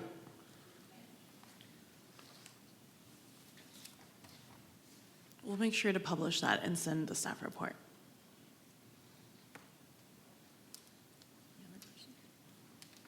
Future agenda items? You can vote to add any future agenda items, yes. So Terry, do we want to make a motion just that we will review, I will make this motion.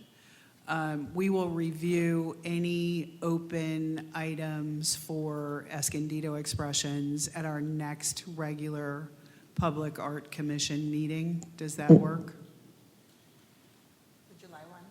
I second July that. 1. Yes, I need a second. Who seconded? No, June's the special. It'll be July. Okay. And then Patricia's our commissioner. Right. Thank you. Okay, so all in favor? You don't have to vote. You just Oh, need 2 to put it on. We just need Yeah, two. yeah. Okay, it's on. Commissioners, do we want public comment before we wrap? Do you guys have any reports? Because I'm going to have the public comment. Okay, so the only report that I personally have is Escondido Street Festival and Art in the Garden are coming on Sunday. Going to be a really wonderful event this year. It's always wonderful, but we're going to have strolling entertainment, stilt walkers this year. We are, last I heard, we were very close to 400 booths, plus the 45 in Art in the Garden. So please come out. Please, everybody, come out on Sunday. Going to be amazing. I just want to mention, I love the boombox installation at the second Saturday, and you could hear it like not just right up, and it was like so cool and just like something that everyone could really relate to. So I enjoyed that. I'd just like to mention that in 2009, took a bike ride on the Creek Trail. It was scary. My son-in-law, who is a police officer, said, "Don't ever take my son on that bike trail again." But I took a bike ride week before last. So impressed. So what a difference. And if you ever get a chance, I mean, it just keeps going and going, and I can start to see a real, it's really coming alive. Thank you.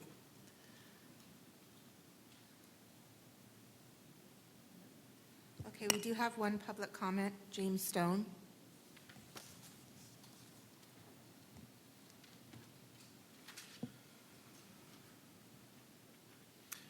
Ms. Rogers, you probably want to recuse yourself.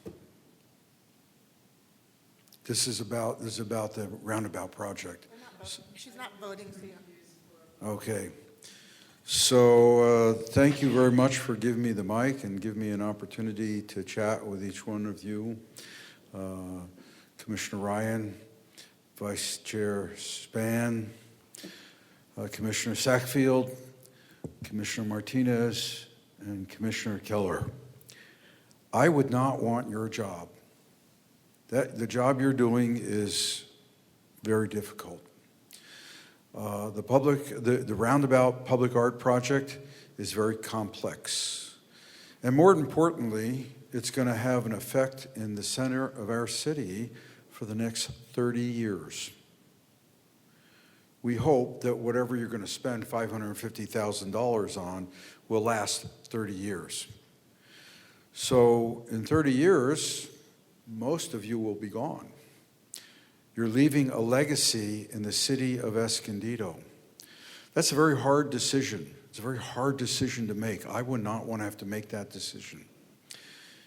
The process that the city's gone through, they sent out an RFQ, they called it back, they sent out another RFQ because obviously there were mistakes in the first RFQ. And quite honestly, I'm not sure the second RFQ is that much better. As a matter of fact, I found it very complicated to respond to.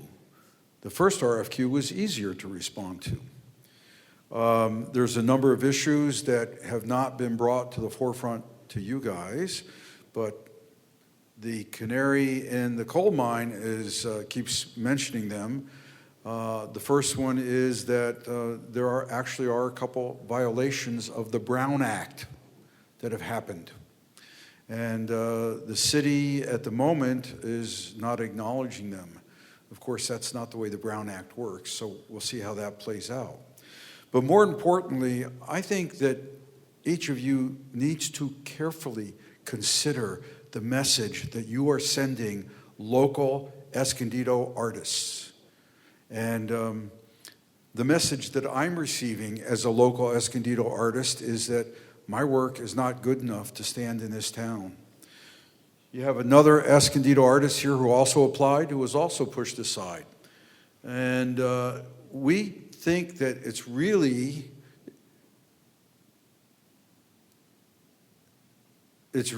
thank you. It's really very simple. You can make a motion right here today. It could be seconded. You can vote on it to include the Escondido artists, or for that matter, include presentations of all 17 artists. And that way, the whole Brown Act thing is gone. But I do feel compelled to point out, yeah, I'm not done yet. I do feel compelled to point out that the track you're on at the moment is not most beneficial to the residents of our city. So I'm just begging you to please reconsider and include the Escondido artists, and if you feel compelled, include all 17 and give us the opportunity to make a presentation just like the one today. Thank you. Your time is up. Thank you. No questions? No questions.